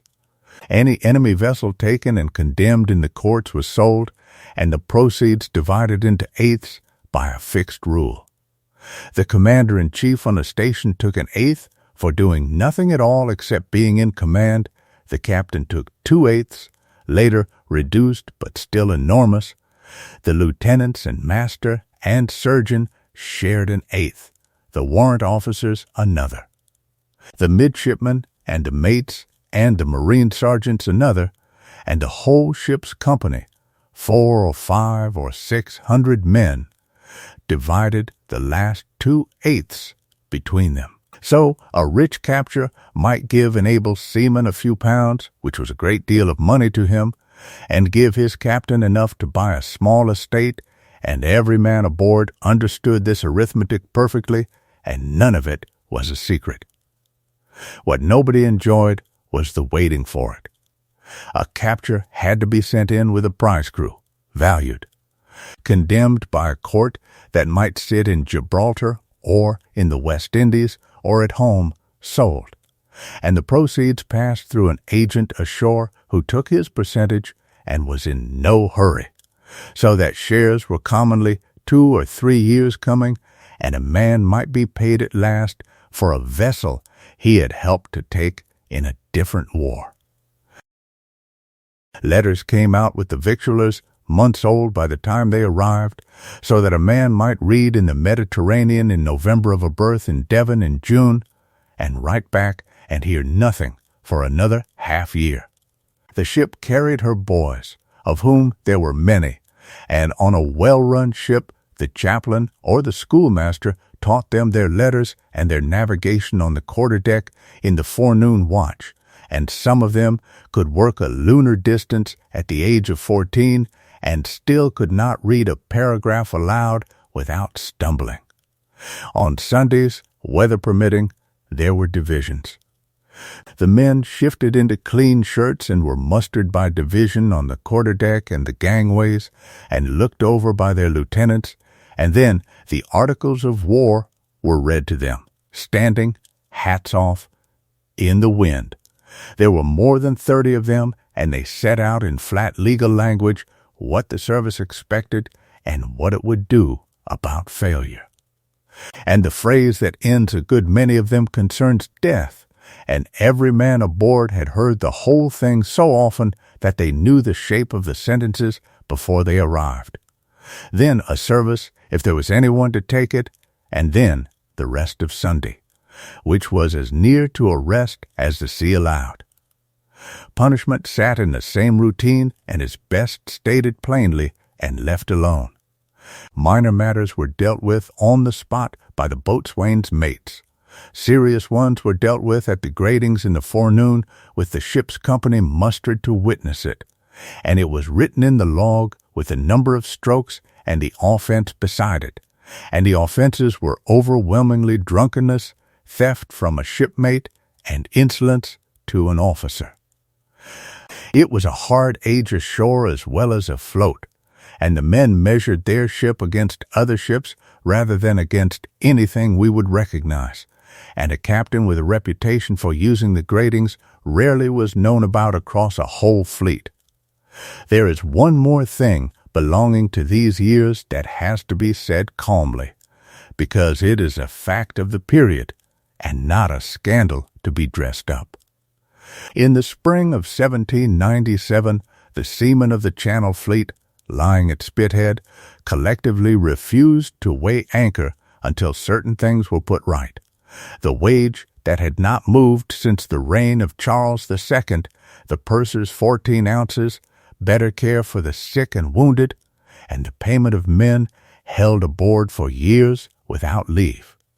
They kept their own discipline throughout, worked the ships, promised to sail at once if the enemy came out, and were in the end granted most of what they asked for, together with a pardon. A second and angrier business at the Nore later that summer ended differently and badly. What matters for our purposes is only this, that the fleet which spent the following autumn back off the enemy coast in the rain, tacking twice a day, was a fleet that had just quietly asked for 14 ounces to be made 16, and it got it. Then, in the spring of 1802, the war stopped. A peace was signed, and the enormous machine went into reverse across every harbor in the kingdom. Ships came home, were paid off, had their guns craned out and their stores landed and their masts drawn, and settled onto their moorings in the Medway and the Homaways with a handful of caretakers aboard. And thousands upon thousands of seamen were turned ashore at once into a country with nothing much for them to do. This ship went into ordinary with the rest, and lay there through a mild winter doing nothing whatever. The peace lasted about 14 months. In the spring of 1803, it was war again, and every part of the business we have already been through happened all over again from the beginning. In a hurry, the pendant hoisted, the boats out to the merchant ships in the Downs, the rendezvous house open in the port towns. The volunteers and the pressed men and the quota men arriving in tenders, 600 strangers to be turned into a crew by Christmas, the same casks in the same holds, the same guns coming in over the side on the same tackles. She had been in the world 17 years by then, and this was the 4th time she had been made alive out of nothing. And so the last years of this stretch pass, and they pass in the way all the others did. 2 more seasons of blockade, off one coast and then another, the mastheads watching a foreign headland, the pumps going, the biscuit tapped on the table. Then a summer in which the enemy fleet did at last get out, and was chased a very long way west across the Atlantic, and a very long way back again by another fleet, and finished by coming into the Spanish harbor of Cadiz with a great many ships and company, and the British squadrons gathered outside it, and the whole slow business of watching a harbor mouth began once more. This time in warm blue water with a Wake Town shimmering beyond the mole. Ships came out from England to join. Water and beef and biscuit came out in transports from Gibraltar. The fleet kept its station out of sight of the land, over the horizon and left a chain of frigates and a repeating ship between itself and the harbor mouth, so that nothing could move in Cadiz without the news traveling out along that chain within the hour.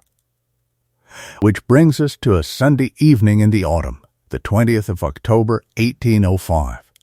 The fleet is 30 or 40 miles out to the west and south of the port, under easy sail, moving slowly to keep company, decks damp from a shower that has already passed over. The wind is light and out of the west with a long swell under it, the kind of swell that arrives before weather rather than with it, and the ships lift to it one after another all down the line with a slow, deep, unhurried motion. Everything is ordinary. Hammocks have been piped down. The galley fire is out. The purser has served out what he serves out. Somewhere forward a man is finishing a piece of scrimshaw he began off Brest 2 years ago. And to the eastward, low on the darkening sea, there is a frigate with her topsails full of the last of the light. Hoisting flags nobody on this deck can read at that distance, and beyond her another one repeating them, and beyond that only the fading gray where the coast of Spain lies. The signals go up and come down and go up again as the dusk comes on. 3 ships passing something patiently along a chain of colored cloth in the last 20 minutes of daylight, and then it is too dark to read bunting, and lights are shown instead, and the watch is set, and the ship stands quietly on to the westward with 130 tons of water in her hold and 600 people, asleep or awake in her, doing what she has done every evening for the past 12 years. The night went by in the ordinary way, which is to say slowly and full of small sounds and with nothing whatever happening in it. The watch was relieved twice. The log was hove. Somewhere below, a man turned over in his hammock and went back to sleep. And then, very gradually, the black eased off into gray, and the gray went silver at one edge, and the sea, which had been nothing at all for hours, became a surface again, moving in long, low ridges out of the west with a great deal of water in them and hardly any wind on top. That swell had been made by weather nobody in the fleet had yet seen, and every master read it correctly on sight, which was that a gale was coming within a day or two, and that whatever happened in the meantime would have to be finished before it arrived. What breeze there was came out of the west and north of west, so light that the great courses hung and filled and hung again, and the ships rolled on the swell rather than sailing on it. And the whole enormous apparatus of masts and yards and canvas above each deck swung slowly back and forth against a paling sky. And there, when the light came up enough to see, was the other fleet, down to leeward, perhaps 10 or 12 miles off, strung out in a long, irregular curve between the ships that were looking at them and the low pale line of the Spanish coast. From that distance, they were not frightening and not impressive. They were pale marks on the water, a row of small white shapes like a line of washing hung a long way off, and they were plainly steering to the northward, and then just as plainly not, because the whole line wore round and went the other way, which took an hour and a half. There is a great deal of that in this kind of day. The distances at sea are enormous, and the speeds are those of a man walking slowly, and a decision taken at dawn does not become an event until the middle of the afternoon.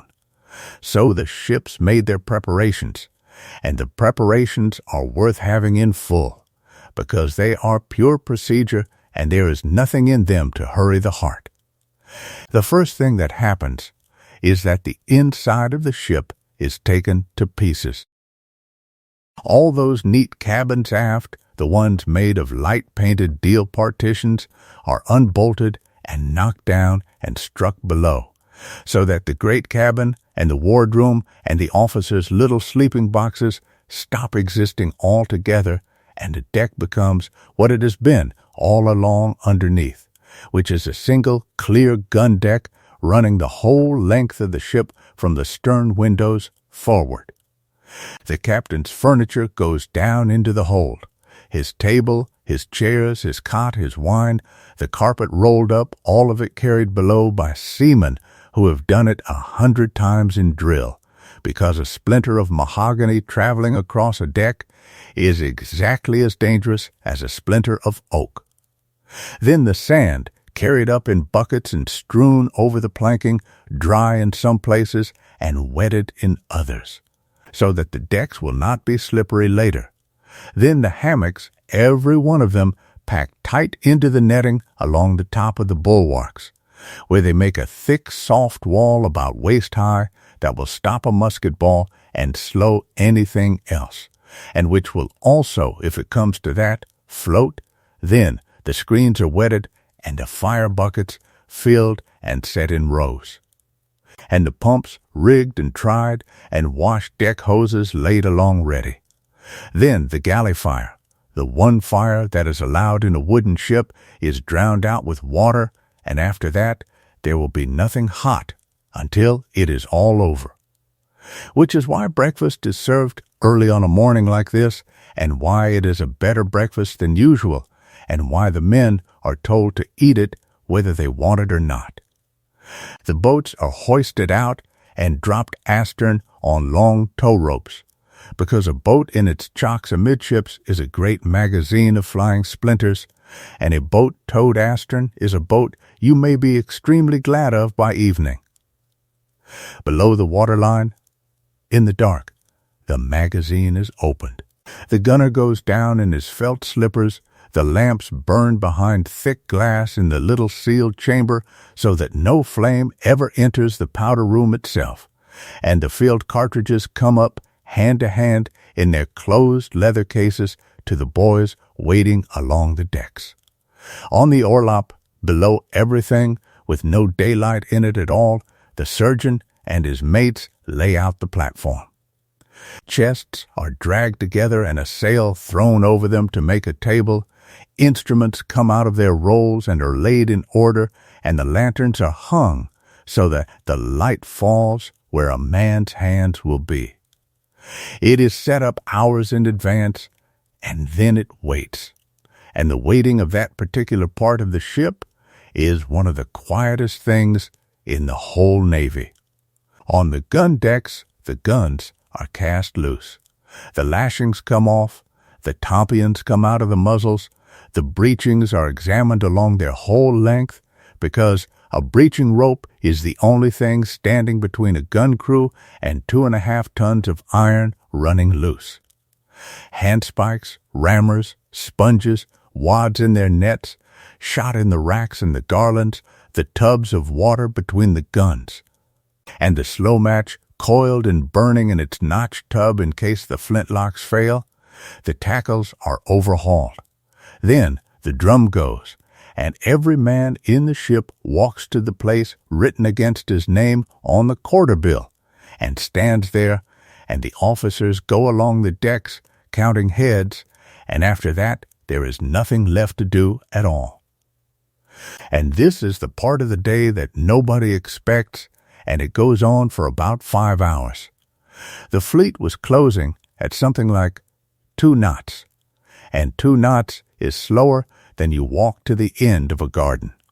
From the moment the enemy was clearly seen to the moment the leading ships came under fire was most of a morning, and for all of that morning the ship was ready and the men were at their stations, and there was simply nothing to be done. So they lay down on the deck by the guns, because they had been told to, and because a deck is not an uncomfortable place to lie when the ship is barely moving. They talked. They looked at the far-off shapes and made them out slowly, counting masts. In some ships the band played on the poop, and the noise of a fiddle and a drum going out across flat water on a Monday morning struck several men as absurd even at the time.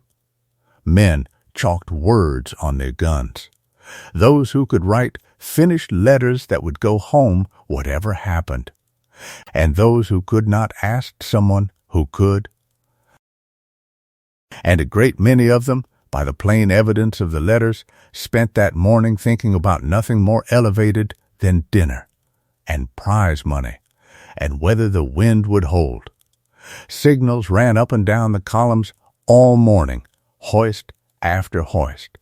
One of them, made a little before the firing began, had to be spelled out letter by letter with the numbered flags of the signal book, because the words in it were not all in the code, and it told the fleet that the country expected every man to do his duty, and it was read out along the decks, and it was received in most ships with 3 cheers, and in 1 or 2 with a dry remark from men who felt they had never done anything else. Then the last flags came down, and the closing signal for close action was hoisted, and it stayed up for the rest of the day. The columns went in almost end on, which meant that the leading ships came under fire for a long time before they could reply, because a ship pointing at you can bring almost nothing to bear, and you can bring everything.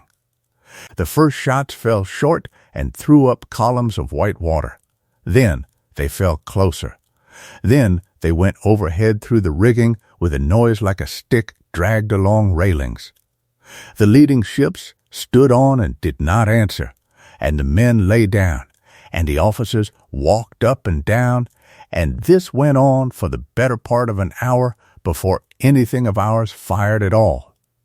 That hour is, by every account written by men who were in it, the longest hour any of them ever spent. And then the head of each column reached the enemy line and went through it, and after that there was no order left in the day at all, only ships in 2s and 3s, hard alongside each other, firing into each other at a distance a man could have thrown a hat across. What a gun crew does is the same thing over and over, and it is worth walking through once, slowly, because it is a piece of choreography and not a frenzy. The gun has just fired and has run itself back inboard against its breeching.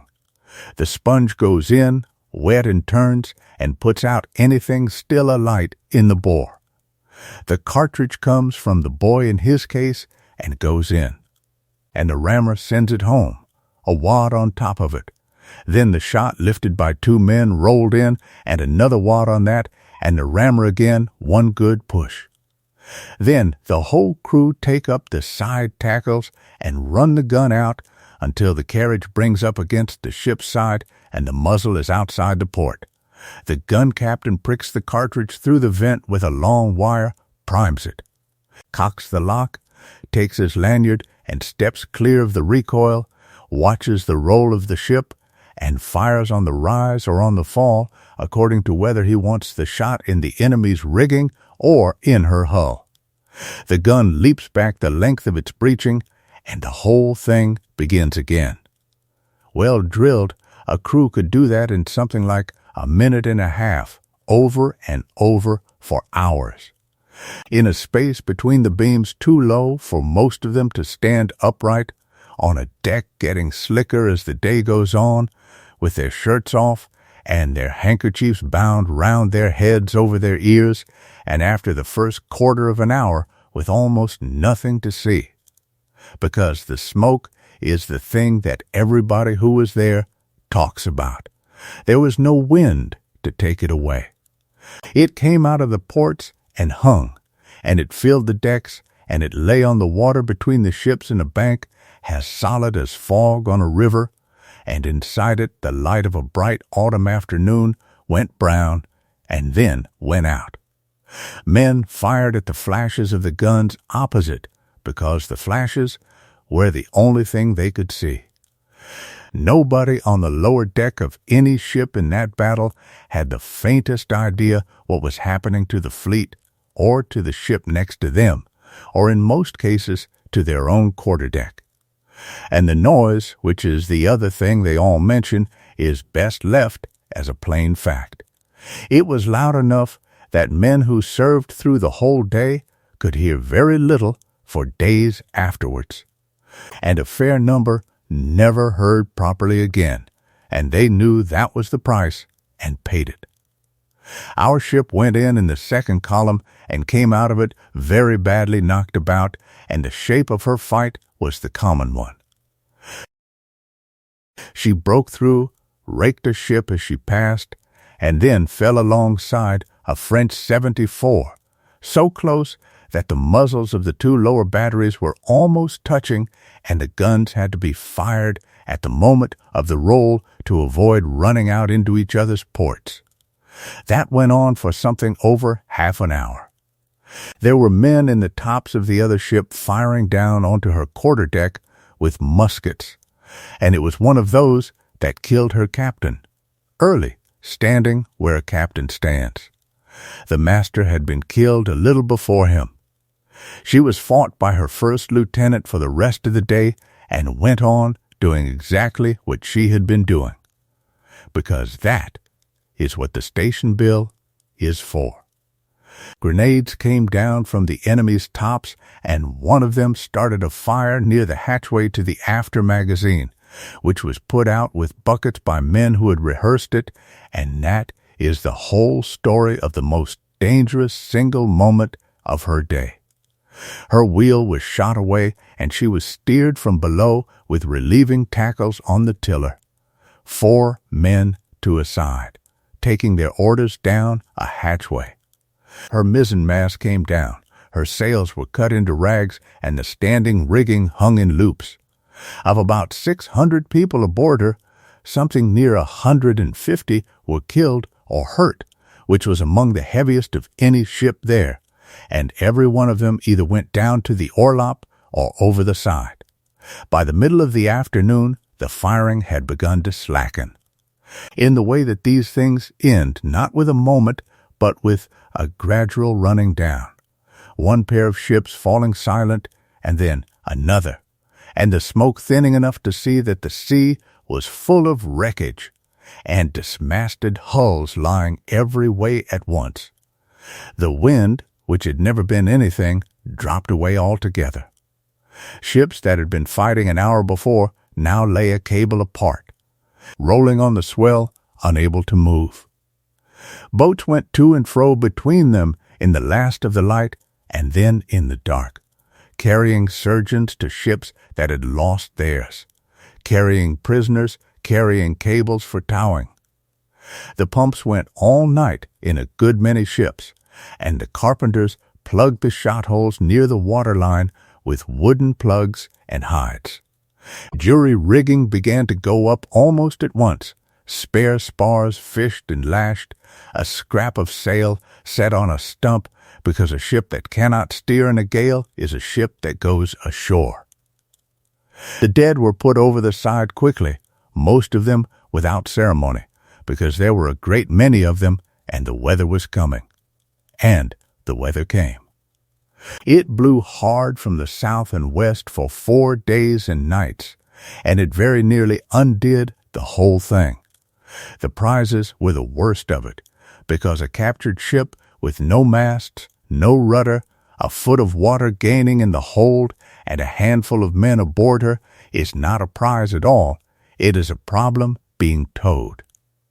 Tow ropes parted in the dark. Ships anchored in deep water with everything they had in a lee shore gale, and cables parted too. Some prizes were run ashore, some set on fire and abandoned, some cut loose and taken back into Cadiz by their own crews, and several simply went down. Of the great number taken on the day, only 4 ever reached Gibraltar. Boats went out into that gale to take men off sinking hulls, which was, by common consent of everybody who wrote about it afterwards, harder and worse than anything that had happened on the 21st. The burials went on all through it, and the ships themselves, ours included, crawled south under jury masts, pumping, and came in past the mole at Gibraltar in 1s and 2s over the following week, and lay there while the dockyard people came aboard and looked and shook their heads and began. Then home, and the same dockyards again, but seen now from the other side. A ship that had been created out of nothing in a building yard came back into one to be undone and put right. And the yard did it in the same way it did everything, slowly and by trades. Shot holes cut out and new wood scarfed in, a new lower mast, decks relaid, her standing rigging renewed, a new wheel, new boats, and a fresh coat of paint over all of it, so that from a mile away she looked exactly as she had before. It took months, and at the end of it she went back out to do the same work she had been doing before, which was blockade. The last 10 years of her service go quickly, and they go quickly because they were, by design, uneventful. She was on the Channel and the western approaches. She went into the Baltic and spent seasons there working the convoy trade through the narrow waters, shepherding hundreds of merchant ships carrying timber and hemp and iron, which was less glorious than a battle and considerably more important. She was on the North American station in cold fog off a coast with very little on it. She escorted, she watched, she went into harbor and stored ship and came out again. Whole years passed in which the most notable thing that happened aboard her was a change of admiral or a bad November. And that is what nearly all of a warship's life is, and it is why the one long day gets rather more attention than it deserves. Then the wars ended, which is a strange thing to live through, because it does not happen on a particular afternoon. It happens in installments, with a peace and then a war again and then a longer peace, and news arriving 3 weeks late and nobody quite believing any of it. In the summer of 1815, she was one of the ships lying off Rochefort on the French coast, watching the entrance, doing exactly the same station-keeping she had been doing for 20 years. What arrived that summer was so extraordinary that the ship's own people wrote it down as though it were a matter of boat routine, which, in fairness, is more or less how it came. A French brig came out under a flag of truce in the middle of July, and out of her into the ship's boat. And up the side in the ordinary way with the side party at the gangway came the Emperor of the French, who had lost a battle in Belgium a month before and had run out of country to be in. He was shown to the great cabin, which the captain gave up to him. He ate his dinner, walked the quarterdeck in the mornings, and asked a great many questions about the ship, most of them technical. The ship, meanwhile, weighed and made sail for England with the most consequential man in Europe sitting in her stern cabin looking at the wake, and the middle watch was kept, and the log was hove. She anchored in Torbay in the last week of July, and then at Plymouth, and the whole business immediately became domestic in a way that nobody could have planned. Word got about.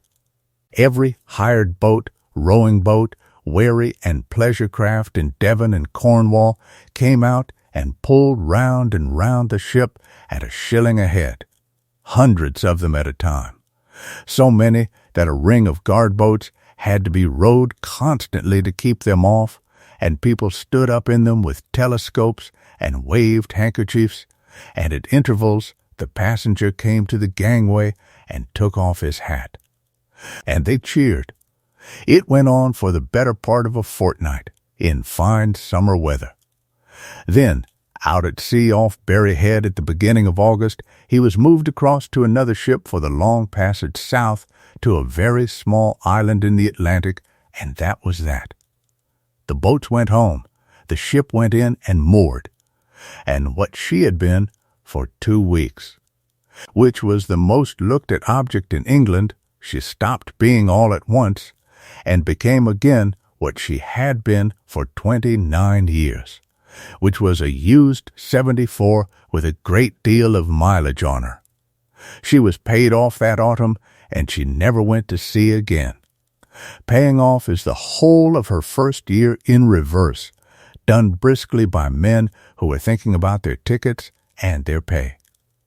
The stores go out. The powder goes ashore into the magazines. The guns are hoisted out and lie in rows in the gun wharf.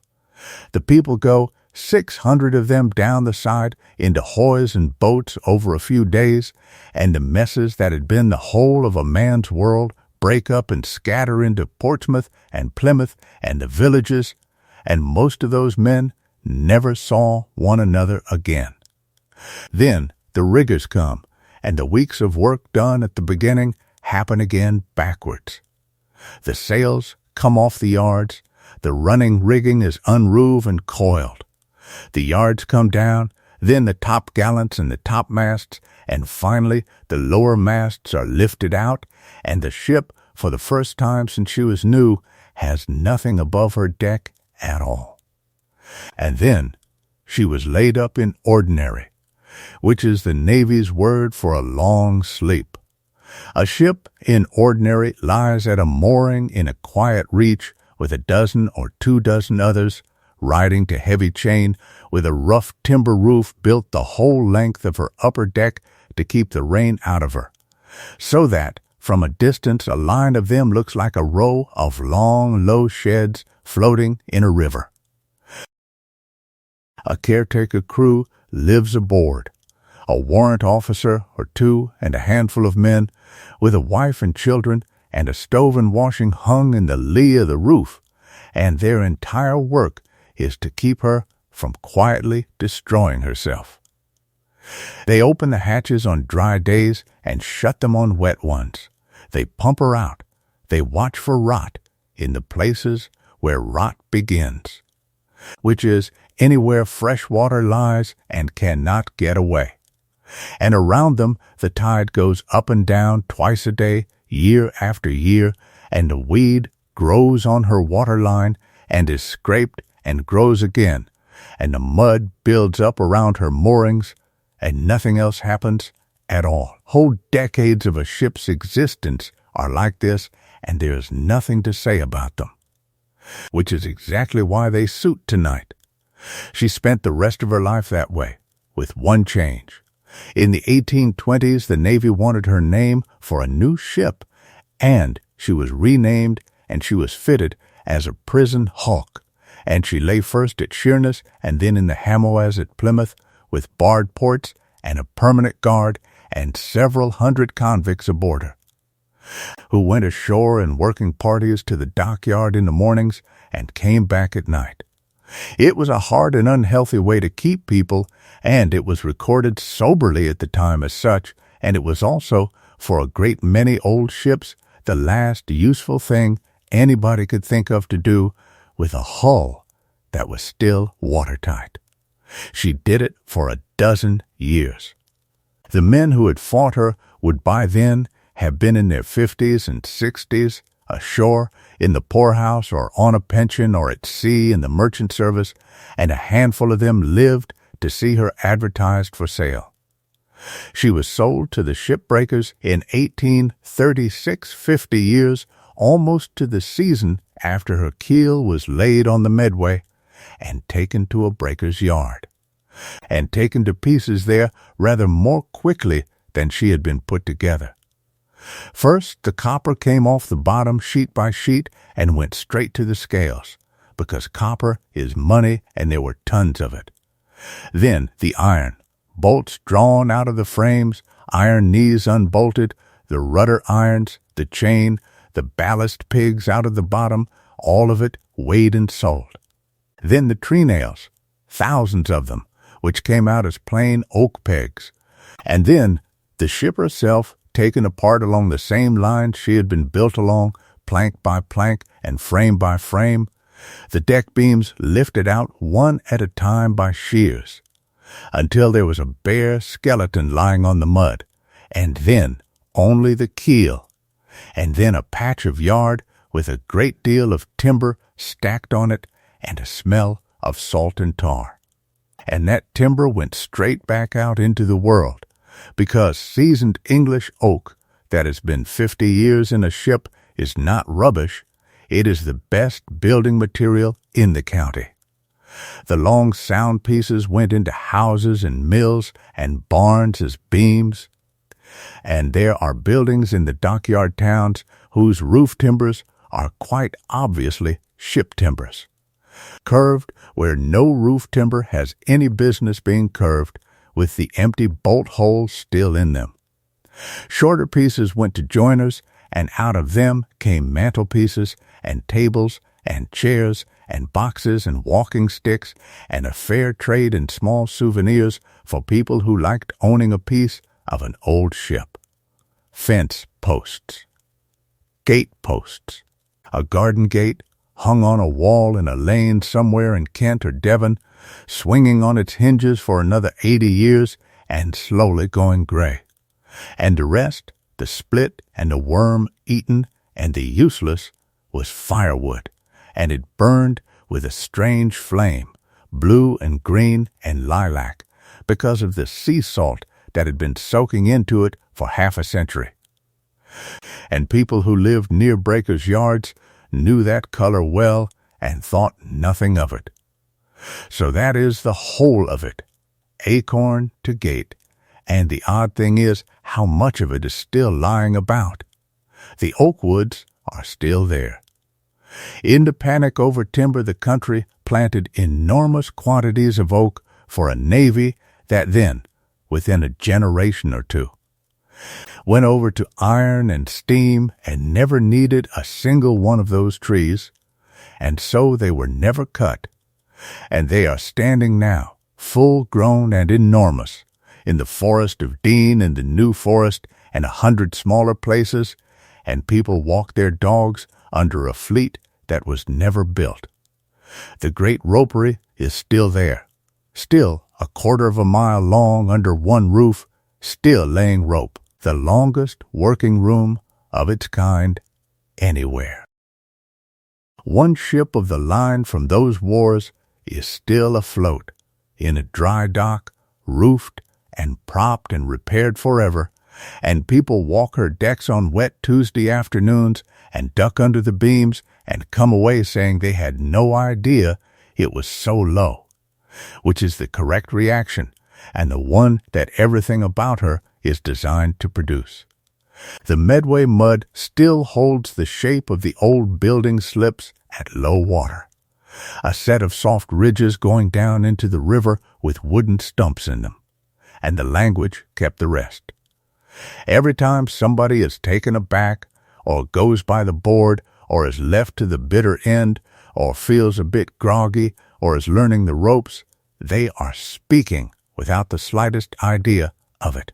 The ordinary shop talk of men on a wet lower deck 200 years ago. It is all still out there, mixed into the country like salt and old wood, in the woods, in the street names, in the roof beams, in the words, and almost nobody who lives among it has any idea, and there is no reason on earth why they should. The tide is going up and down those old moorings tonight, whether anybody watches it or not. The oaks are standing in the dark and putting on another quarter of an inch this year, as they have every year since, before anybody thought of cutting them. None of it needs anything from you. It has been getting along perfectly well without being remembered for a very long time. And it will go on doing exactly that, tonight and tomorrow night, whether you keep a single word of this or not. Which brings us to the end. Are you still awake? If you are, there is another video waiting for you on the screen, and it will start on its own in a moment, and it is exactly the same sort of thing as this one, so there is nothing to decide and nothing to press. If tonight helped, you might leave a like or subscribe, but only if you truly enjoy what I do here, and honestly the best time to do that is tomorrow, in the daylight, once you have slept properly. And do leave your location and your local time down in the comments below, if you feel like it. Someone lying awake at 3 in the morning on the other side of the world will read it and feel a little less alone, which costs nothing and works rather well. Now let the ship go, let the yard go, and the wood, and the long swell, and the smell of tar and wet hemp. Let the lamp be low. Let your shoulders come down one more time, and your hands open, and the whole weight of today slide off the edge of the bed onto the floor, where it can wait until morning. You do not need to remember any of this. There is nothing to keep hold of, nothing you have missed, and nothing that needs you tonight. Close your eyes. Good night and sweet dreams.